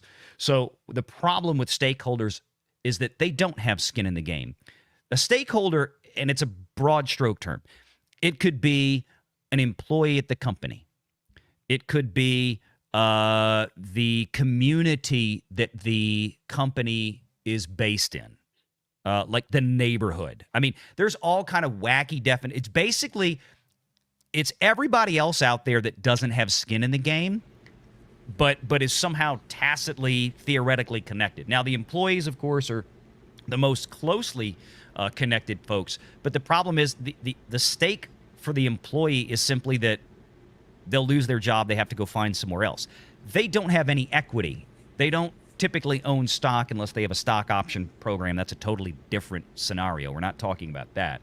But the stakeholder idea that has infected corporate America and corporate global, I guess, in this case with Ubisoft, is that it diminishes the importance of the shareholder, the people who actually have financial risk at stake. Okay, and then saying, well, no, we don't have to just satisfy you. We need to make our employees happy. We need to make our employees feel good about themselves. So top line and bottom line monies, right? Profits aren't that important anymore because the employees might want something that isn't as profitable, but it makes them feel better about themselves. I'm generalizing and I'm being a little tongue-in-cheek, but not by much. So if I'm understanding here right, and I'm like deciphering their gobbledygook language, it's basically like they look at shareholders as a problem of capitalism because they are looking for investment and they are having skin in the game. And then the stakeholders are basically returning the means of production to the workers or the people. So it's just another seize the means of production commie speak. If you wanted to put the name of stakeholderism and you wanted to call him Carl with a K, you wouldn't be far off, Kirsche. Yeah. No. This is why I watch Kirsche, because she gets all this stuff, and that's why I love your reporting on this, because you really know your stuff, and you're dead on with this. Well, thank you. I'm just really bad at numbers, so anything that comes up in the finance sector, I just start drooling like a monkey. Well, holler at me if I can help. Oh, thank you. Yeah. Let's actually talk numbers. And the number being 10%. As this is now, we talked about this pre-show here, and you see activist investor exclusive. Ubisoft activist investor says it has support of 10% of shareholders in management tussle. Now, this is what we talk about, having a potential of a hostile takeover in a situation like this. The idea of you're trying to secure greater than 51% of the company so you can take it over, whether it's through buying or working in unison with other people who own stock. Right. This activist investor, and when we say activist, we're not speaking about like the activist who are in activist developers who are looking to push an agenda. It's not political activism. Yes, right? yes. So talk about this for a second, because this was 1% and now it's 10%. Yeah. So the tide seems to be turning a little bit. Yeah, and it accelerated quickly. I mean, quite literally, it was 24 hours ago, it was 1%, and now it's 10. Well, it was 10 this morning, Craig. True. I guarantee you it's more than 10 now. So they might have 15 or 20 by this point. So Craig correctly pointed out, an activist investor is just, if you go buy stock in Ubisoft and throw it in your brokerage account or your IRA, you're 99.999% chance you're what's called a passive investor. You're holding the stock with the hope that it will appreciate or pay you dividends and you make money over time, right? An activist investor is somebody who is going to acquire equity in a company like this and that wants to take an active role in the direction of the company, meaning I want to get on the board of directors, I want to influence management, and of course, activist investors, typically, you've got to have a pretty sizable chunk of the stock in order to do that. Usually at least north of 1%. I know that sounds like a small number, but in the world of publicly traded equities, that's 1% plus. You have special regulatory filings you have to make with this SEC, like the Securities and Exchange Commission here in the U.S. So in that case, a great recent example is, we've talked about it on my channel for like 2 years, Nelson Peltz in the Walt Disney Company, an activist investor. And he hates the term activist investor, but this is a guy that bought Disney stock with the express desire to go in and force a change at Disney because Disney was breaking because of wokeness. Okay? The same thing is going on here at Ubisoft. Clearly, there are a growing rapidly number or percentage of shareholders that have no confidence in the leadership. Specifically, and let's call it what it is, the Guillemot family that's effectively running Ubisoft and has been. Now, we can make the argument that it's a management issue, or we can make the argument that it's an employee issue, or it's a combination of the two. But at the end of the day, management made the decision to either take bad advice or initiate this on their own, where they're going to hire people and put people in positions that, frankly, they don't merit. And then we wind up with crappy products like Star Wars Outlaws and crappy products, or at least I think we can honestly assume right now that Assassin's Creed at this moment in time, Thursday, September 26th, is a crappy product. Why do we know that? They just frickin' delayed it 3 more months, okay? So they already know this. So there's a lot of things that have to change. That probably the whole corporate culture. You know, you played that video earlier, which I watched this morning, and everything he described in there is exactly what I'm talking about. So this could become a proxy issue. I made a joke, not really a joke, but I made a comment on X earlier this morning. I said, don't be the least bit surprised if Yves Guillemot is about to get Michael Eisnered. And if you don't know who that is, that was the famous CEO of the Walt Disney Company throughout the 90s and into the early 2000s, until the Disney family and Bob Iger, the current CEO of Disney, jettisoned him out. And it only took about 40% of the stockholders to do it. So basically, we just need a whole bunch of people who are going to be activist investors to come in and buy enough of a company to be a bull in a china shop and get rid of all of the ID logs and return the companies back to what they're meant to be doing. Well, yes, Kirsche, but even easier, they don't necessarily all individually have to be activists. I mean, probably what's about to start happening is, or what already has, is that this AJ investment company that had 1% of shares started making phone calls. They didn't go out and buy up 9% more of the shares of Ubisoft. They started making phone calls to all the other guys. They started calling up all the other institutional investors and go, hey, look, we got to change something. Are you with us or not? Yeah, we're with you. We got to do something. So they're making a bunch of phone calls and emails right now. They're having, lunch at 5-star Parisian restaurants or whatever the hell they are. And they're talking about this, and they're building the network. So you could buy shares. I'm not giving you financial advice. You could go buy shares of Ubisoft as an example. And if you wanted to say, hey, I'm going to call up AJ Investments and I'm going to say, I bought 100 shares. It ain't much, but I'm going to give you my 100 shares as a proxy, right? You still own the shares, but you're going to trust AJ Investments to vote your shares at the next annual shareholder meeting, ostensibly to dump management, right? So that's what a proxy fight is. That's what happened with Disney in the last year. So that's what AJ's looking to do here, or just get enough votes to where they could say, we're not going to be a publicly traded company anymore. We're going to force the issue. We're going to private equity. And private equity simply means private companies come in and they buy up all the shares of Ubisoft. It goes off the exchange. It's not publicly traded anymore. There's no more onerous reporting requirements. Look at Twitter, right? Elon buys it. It's not traded anymore because it's privately owned. Right. They could do the same thing with Ubisoft, and what that might afford them the opportunity to do is they'd really be able to clean, potentially if they want to, they'd really be able to clean a lot of the woke problems at the studio, and they wouldn't have to fight with larger institutional investors that seem heavily steeped in things like ESG and DEI. This is actually really great to hear, because I know how us as individuals can just not buy these things and then also spread the word of how insidious the ideology behind it is. But I never knew how to get rid of the people who already have embedded themselves in the companies. So if there's a way for these investors to do it, or to even make calls to the investors and be like, hey, I have some shares, I want to give them to you in order to help fix what this company is, if you'll vote in that direction, that seems really great news. Yeah, I mean, it's obviously the fewer shares outstanding that you hold, the less of a voice you have. It's just scaled, of course. But again, every shareholder, whether they have one vote or a million, or one share or a million, they can vote each one of those shares that many times. So I mean, you got a one vote or one share, you got one vote. Million shares, you got a million votes. And everybody's going to get a ballot to vote for an annual shareholder meeting, and they can cast their shares in one direction or another. So everybody's going to have that opportunity, and if enough people get together, you can force a change. And right now with Ubisoft, there's probably never been a greater opportunity for change at this company now, because financially speaking, it is absolutely on its knees and bleeding profusely.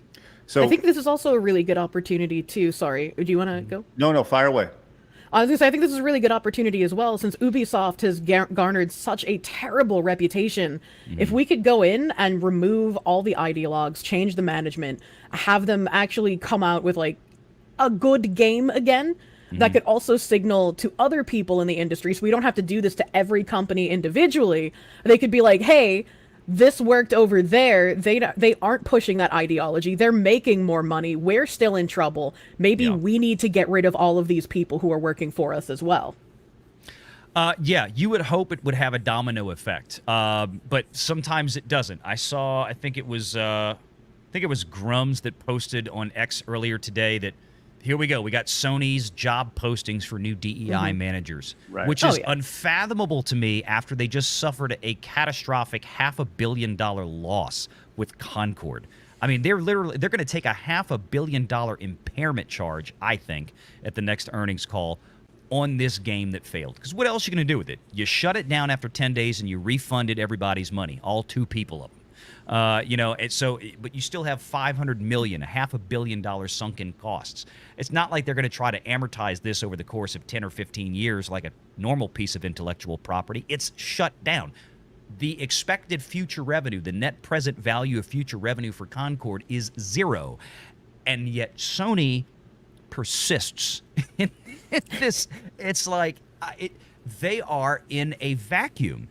And part of the reason is you got guys like Paul Tassi out there at Forbes that he posts today, on X about, I can't believe it's so embarrassing that that Ubisoft caved in to I don't forget how he put it, but caved into the other side, saying this was a woke culture war. Paraphrasing, but you get the idea. And it's like, no, dude, they caved in because they were losing billions because of the culture war that they started. Dummy. It's like one side shoots themselves in the foot, right? Everybody sees it, and then they look at everybody else and go, "Who shot me?" Right. And this is another piece that I feel like I am missing as well, since I don't know much about the finance sector, because it's like they're very obviously, and they've admitted it recently, that these companies are trying to forego short-term profit for long-term cultural victory and change within both just the company and the landscape at large. But where is the line? How much is short-term profit that they're willing to lose? Like you just mentioned, the 500 billion or whatever. It's like, how much are you willing to lose for this? How much is the short term to these people? It depends on the company, Kirsche, right? So the comparison would be if you're an Ubisoft and the only thing that you manufacture is video games, then your shelf life for failure is pretty short, right? We're seeing it right now. We're seeing how short it is, right? If you're a Walt Disney company and you want to pump out a bunch of crazy social, political, highly left spectrum television shows or movies or all this and things that are going to offend people and grossly underperform, you can survive on that for years because it doesn't matter to Disney, because what drives revenues at a company like Disney are the theme parks. That's where they make by far and away their most profits. And second behind that is basically television, primarily live sports on ESPN. So they can afford to go down the rabbit hole of woke, which is why people, Disney's going to go bankrupt. They're going to keep making bad Marvel movies. I said Disney can make bad Marvel movies for the next 10 years. Yeah. And as long as the parks keep doing what they're doing, it won't be great, but they'll be fine. They won't be in jeopardy of bankruptcy. Ubisoft, however, this is all they've got. They can't afford to have an Eternals, like at Marvel Phases 4 and 5. They can't afford to have the Marvels movie where they, you bring in $200 million, or really they netted back about $100 million on a production with marketing that probably cost them over $400 million. Right. Disney can eat that. Ubisoft cannot. Sony can eat Concord. Yeah, right? That's what I was about to say. Sony can probably look at that 500 billion and be like, that is a problem. Let's keep forging forward. It still really hurts with Sony, but it does. It's not a kick in the balls like it is at Ubisoft. I mean, this was getting knifed 30 times in the prison yard for Ubisoft. Valliant, let me ask you this, man. So let's say this activist investor group comes in, right, and let's say they capture 40%. Or whatever it is, and they say we speak for this. How quickly of a takeover could there potentially be? Could this happen in the next month? Could this happen in the next? Sure. Like it could happen. It could happen tomorrow. It really all depends on, and I don't know the particulars. Again, a couple of varying factors here. Obviously, French law or EU law for this kind of stuff for securities and equities, publicly traded ones versus here in the U.S. But theoretically, Robert Rules of Order is going to be kind of the same thing when it comes to boards of directors, right? A board of directors would have to call a shareholder meeting, which they could, or you could have whatever the threshold is of shareholders that could get together and vote to call an emergency shareholder meeting that would override the board. Somebody would have to come in and make an offer, and that offer, again, to take it private, and say, hey, Ubisoft right now, for example, is trading at just shy of 10 euros a share. If somebody came in and said, we're going to make you an offer, we're going to buy out every shareholder at 12 or 15 euros a share. We're going to pay a 20 to 50% premium over the current market price to take this private. The board would typically first vote to approve or either recommend to do this or not, and then the shareholders would get a vote. It could happen very quickly, although I don't know if it will. I got to look and see when their annual shareholder meeting is. Again, Ubisoft's fiscal year ends on March 31st. So this is why, and I've heard people out there talking about, well, they pushed it back to February 15th release for AC Shadows because of Black History Month. Right. Which, okay, I get, and maybe you're not wrong considering this day and age, but I think the real reason is they wanted to give themselves right at 90 days of additional time to work this game for whatever's broken, and it might be a lot, or to make radical changes. So they have a total of 5 months now to do that. But the most important thing was the fact that they obviously know if they have any chance of survival, they don't want any more bloodshed, financially speaking. They've got to get some type of revenue off this game before the end of the fiscal year, which is March 31st for Ubisoft. So that'll give them 45 days worth of game sales of AC Shadows, which is why I think they want to get that under the wire. Because they've already, they went from saying, we're going to make a profit this year of a few €100 to now, in the call that they did yesterday, Craig, I think that's what you were talking about in the beginning when I hopped in, and that memo they released, they went from, we're going to make some profit this year, a few €100 million, to we think maybe perhaps kind of sort of we might be able to break even. So, again, and that is obviously, that is now predicated on releasing AC Shadows on Feb 15. They've done the calculations, and they've said, if we put it out on Feb 15 with expected sales, we will hopefully get enough in to break even, to not be in the red by the end of our fiscal year. That's their goal. I think that's why the release date is what it is. I, for one, am ready for all of the memes of Assassin's Creed Shadows releasing in Black History Month. Hey, what happens if we get to February 15th and he's not black anymore? Uh-oh. That's true. I mean, like... I speculated on this with Endymion last night. That would actually be really funny if they decided to remove him and make it a Japanese main character. Can you imagine the screams? Paul I'm so ready. Oh my God! It may look like freaking Indiana Jones with his face melting. Just. I mean, hopefully they do a good job on it, and it's not like the Lost Ark race swaps that they did. Those were so bad. I mean, there's a 0% chance they do that, right? Like, I mean, there's no way they would make I think it's slim, Craig, but I wouldn't say 0. It all depends on how aggressive these investors stepping in now to go, we've had enough. It's a how 1% much chance is still a chance. Yeah. It's more like 1,000,000 to 1. So you're saying there's still a chance. You're saying there's a chance. Exactly. All right. Well, look, that is a fascinating conversation, and I appreciate Valliant you coming on and explaining it to us as our little pea brains over here with your brilliant financial background. So thank you for added that. a lot of useful insight. Thank you. Yes. Happy to help.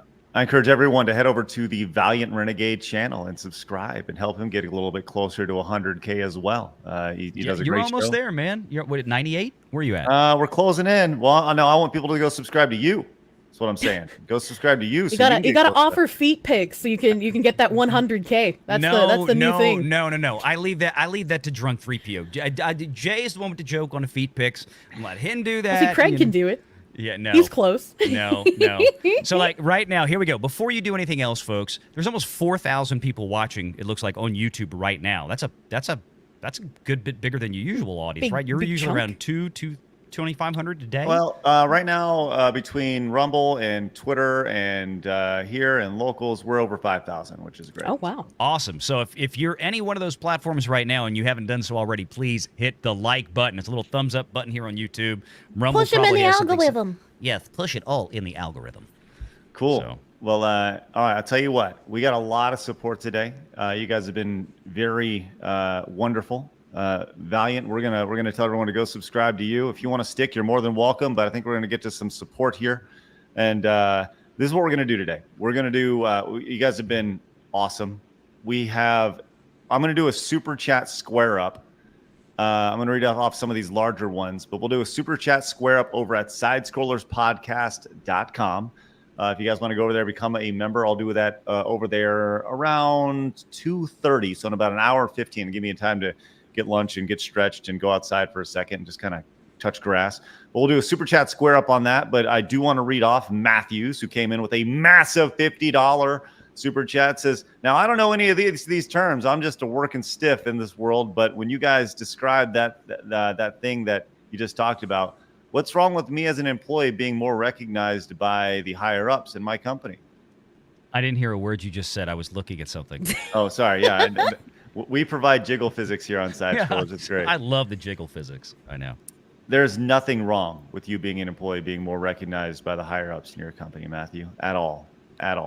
And I think you should go get it and be recognized. Yeah, look, there's nothing wrong with being, and I think he was asking about the term stakeholder, right? There's nothing wrong with an employee being recognized, right? And that's not what we're trying to say. What you have to understand is employees, at the end of the day, you're leasing your job from the company, right? The job legally belongs to the company. They produce the job and they rent it out to somebody, if you think of it this way, to fill it. They want to put the best people in there that care about the job they're going to do and are going to help the company move in the direction that the board of directors or the CEO is trying to move it. When you then take the social justice, personal needs of employees and put it ahead of producing the best product possible for the widest audience that you can get, and ergo best profits that you can muster, that's when it becomes a major problem. If you're going to start letting employees, for example, self-insert into the writing or to the actual character design of a video game, so they can have a self-therapy session, which we see this in Hollywood now and video games all the time. And instead of making, hey, look, this is a video game that's built for guys. We need to make it built for the guys. That doesn't mean take the action hero they really want to play, like Han Solo, and then switch him out with a cheap Walmart brand that's a gender-swapped, low-rent, whatever. I mean, why do that? Star Wars Outlaws could have made probably an extra $100 million easily by just putting in Han Solo, who, by the way, the Walt Disney Company paid $4 billion to get and doesn't use. Right. Okay. Right. That's what we're talking about. You've got to put the product in the company first. That's the shareholders come first because they've got skin in the game. And there's also, like, even outside of the gaming industry, an employee of a company, even if you have like highly specialized knowledge in one area and you do your job very, very well, you might not necessarily know the big picture, right? You might not know exactly what is best for the company at large. And even excluding those people with the very specialized good knowledge, there's probably a whole host of employees that don't have that and wouldn't even know as much as that one specialized person does. So there's a difference between just being recognized for being a good employee and then having a stake in the direction the company goes in. Right. We had a lot there, and a lot of people's brains are probably fried talking about all this, right? And that's fine. So I wanted to have a little palate cleanser before we read off some of these super chats along the way. Yeah. I saw this today. I was tagged in this, and I swear to God, I thought this was Blabs. And Blabs, I guarantee you thought this was you as well. No, actually I didn't. You didn't think that you were wiping your eyes with the gerbil? Look at Wait a minute, that's Blabs. I love how anytime someone with frizzy hair, big eyes, and thick eyebrows, it's like, it's Blabs. You found her doppelganger. No joke. Like, I want to find out who this girl is because I think it'd be such an amazing conversation to you're wiping your eyes with your hamster over here. You can switch her out at half the cost of Blabs, and nobody would know. Look at the eye hire. Look at this rat's face over here. And you're like, seriously, it's like, help me, help me. That's awful. Who the hell does that? Oh my lord. You do apparently. Look at you right there. That's not me. I'm gonna look. It's clearly you. Real Blabs would not wipe her tears with a hamster. That's right. Yeah, seriously. The hamster would be dead. Yeah, it'd be a rat. All right. I'll tell you, let's get to some of this super chat, guys. Thank you very much for your support today. Genuinely, from the bottom of our heart, we appreciate it. If you're new to the channel, hit the subscribe button. We're live Monday through Friday at 11 a.m. Central Time. Quick heads up. We will not be live next week for the first time in a long time. We're taking a week break. We're going to touch some grass, but we do encourage you, and we actually we expect you to come back, not this next Monday, but the following Monday when we're back at it. Because Kirsche, you're going to be joining us in 2 Thursdays from now, which is great. I am. Yes. I'm gonna be really weird streaming schedule for the month of October, but I'm gonna be here with you on, I think it's the 26th, right? It's gonna be great. Yes, yeah. I believe that is correct. October 17th. October 17th. Oh, 17th. Okay. There we go. It's gonna be I'll good. remember that date. Don't worry. 26th is a Saturday. Excellent. Yeah, that'll be bad. You show up and She's like, I'm here. Where is everyone? hey, Turn off the Vimerad lights. Kevin says, hail side scrollers and Cherry. Make sure to let people know that DEI scammers are nowhere near defeated. Sweet Baby Inc. recently got paycheck from EA for co-creating patch giving all Sims family members gender-neutral family titles. Oh, I saw that. I didn't know Sweet Baby was involved. Hot damn. Of course they are. Pyro Ronpa says, hey, Kirsche, I see you hop on Azure Lane from time to time in videos. Curious favorite ship and or class? I really like the French ships, both of the French factions. They are wonderful. They don't get enough love. And St. Louis, the French one, was my original Oshi. But I love a lot of ships. Like Formidable is amazing. Massachusetts, gotta rep the home state. Lovely brown woman. I don't know. There's a lot of ships. There's a lot of ships that are great. They had a French ship in the game named Ubisoft. It sank. It's gone. It crashed and burned. Norm came in and says, Wokies, how dare Nintendo force its employees to learn about the company and the brand? Employees should know nothing about the company they're working for so they can change it for the better. Thank you, Norm. Appreciate that. Kinetic Zen came in and says, look up lateral thinking with seasoned technology. If you aren't familiar with design philosophy, that still informs Nintendo to this day. Gunpei Yokoi should be as legendary name as Miyamoto. And I agree. I think those who know Yokoi know a legend when they see him, for sure. Thank you very much, Kinetic Zen. Beard came in and says, Luke Stevens talked to a dev at a larger company. What they took from Concord's failure was shorter marketing time frame, so gamers didn't have much time to find things to complain about. Okay, that's this is the like burning down the game industry thing that Sweet Baby guy was talking about. A lot of people seem to have taken it as like they actually want to destroy the game industry, but that's not the goal. They want to burn down what they see the game industry as right now as for being for other people, right? They want to rebuild it in their own image and remove all of us that disagree with them. Billions of losses later. Brent came in and says, that Park Place in Valiant cited in Forbes. See, Valiant's like, oh, you got cited by Paul Tassi? No, everybody keeps saying, was it Paul? No. There's a lot of good people at Forbes, and we know a number of them. I think Eric Kane has done some great work at Forbes. He and I have talked privately, but no, this was an article from Caroline Reed, somebody that we've become friends with over the last year or so. Caroline covers a lot of the movie and television industry. Specifically, she uncovers a lot of the financial filings for the Walt Disney Company in the UK, where they produce a lot of their big films, which is how we know what they really cost. And we beat her to the punch this week, Jonas J. Campbell and I. Really, Jonas, credit to him, with the Acolyte, what the real cost of the Acolyte was. And I sent it to Caroline that night right after we finished making the video. It was the same night that you and I recorded, matter of fact, Craig. And so she did the article in Forbes today and was very kind and linked that Park Place and myself in the article, crediting us as being the only two guys, as she said, that got it right. Hey, that Park Place really great too. They cited me because I was the one that brought up the Cameron Sweet Baby guy. I was like, oh my god, that Park Place, great, not anime racist, gotta love it. no, we try to be pretty good about that. I'm part of that crew, so you know we nice. Yeah. Victor came in and says, yes, we need more normal men understanding Marxism, fascism, communism, because that's how this keeps happening. Yes. Killer Zilla Volt came in and says, you guys should totally make an anti-DEI consulting company with Kirsche being the bloodhound sniffing out DEI from companies. I think it's time to start facing these DEI companies at the front door.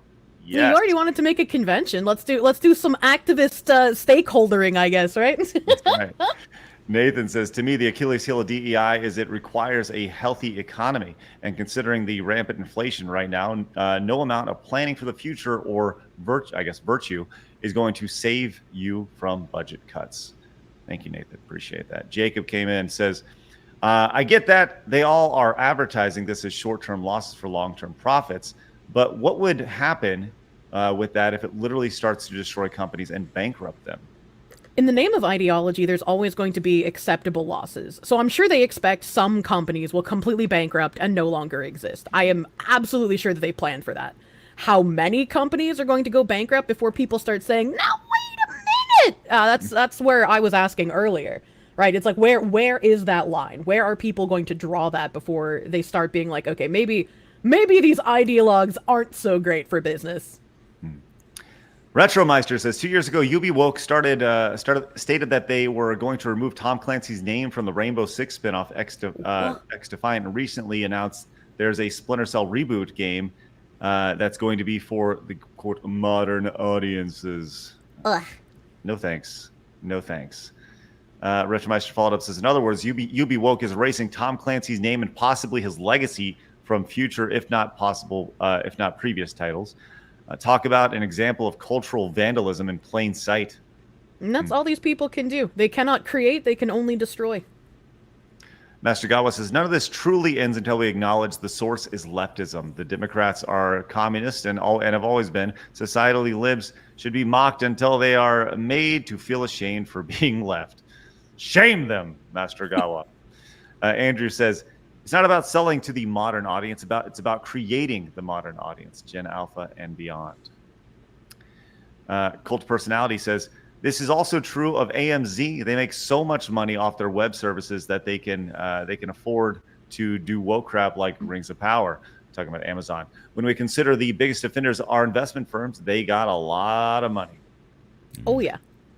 Scooter says, I still think Sick Blabs is cute, and Foxwife is best Foxwife on the net, and Craig is a fine, normal man. Hey, thank you, Scooter. Appreciate that. So is Valliant over there. What a great normal man. I was expecting him to call you a cute wife, too.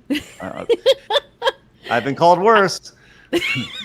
Base player says nothing will be changed. They moved it to offset their losses. Hey, base player. Good to see you, buddy. Base player, appreciate your optimism. Thank you very much for that. Nothing will be changed. Everything sucks. Bisuge, I think is what it is, over on Rumble, says, first time catching you live on my lunch break. Craig, you're awesome. Blabs, great to see you at 55% and hope you have a good trip. Kirsche, always glad to see you as well. Mm-hmm. Thank you. Thanks, Big Sug. Oh, it says Big Shug. That's what it is. BIGSUG. Big Shug. Let's go, Big Suck. Big Suck. Let's go, Big Shug. Shane says, hey, Craig, I saw the video of Blabs using a hamster to wipe her tears away. What's next? Blabs using a bearded dragon to exfoliate her feet. Come on, Blabs. Know I can get a bearded dragon too. Of course you do, Blabs. Come on, Blabs. Get help or go back to the tower. That's right. Go back to the tower. And Abomination says, how long before the internet is full of memes pointing out that releasing Assassin's Creed Shadows in Black History Month seems like they're celebrating a history of Black people attacking Asians. Ooh, true. Yikes. It's not a good look. Not the best. And Squatch Hammer also says, since Kirsche is on, I'll shake my ketchup in solidarity with the crazy fox lady. There you go. Oh, hell yeah. Have one on the house, baby. Let's go. So awkward, and I love it.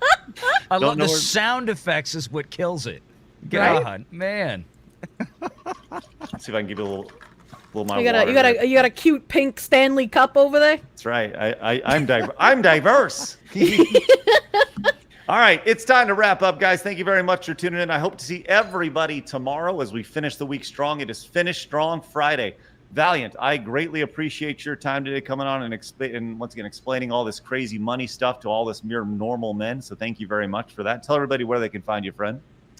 You can catch me on YouTube at Valliant Renegade and on X by the same name, just minus the E. And it is Valliant with 2 L's in both locations, but minus the E only on X. Find Valliant Renegade on YouTube with his crazy radio voice. And Kirsche, please fill everybody in where they can find you, dear. I dualcast to Twitch and YouTube on Tuesdays, Fridays, Saturdays, and Sundays. Twitch just Kirsche. And YouTube, Kirsche Verstal. It's the same name on Twitter as well. I don't know how to shorten any of my videos about bridge stuff, so if you want a TLDR, I do post little informational wrap-ups with all the articles on Twitter as well. So you can check out the TLDWs there. And yeah, just hanging out on my channel. Come visit me to hear weird noises and more stuff about commies. She's the best.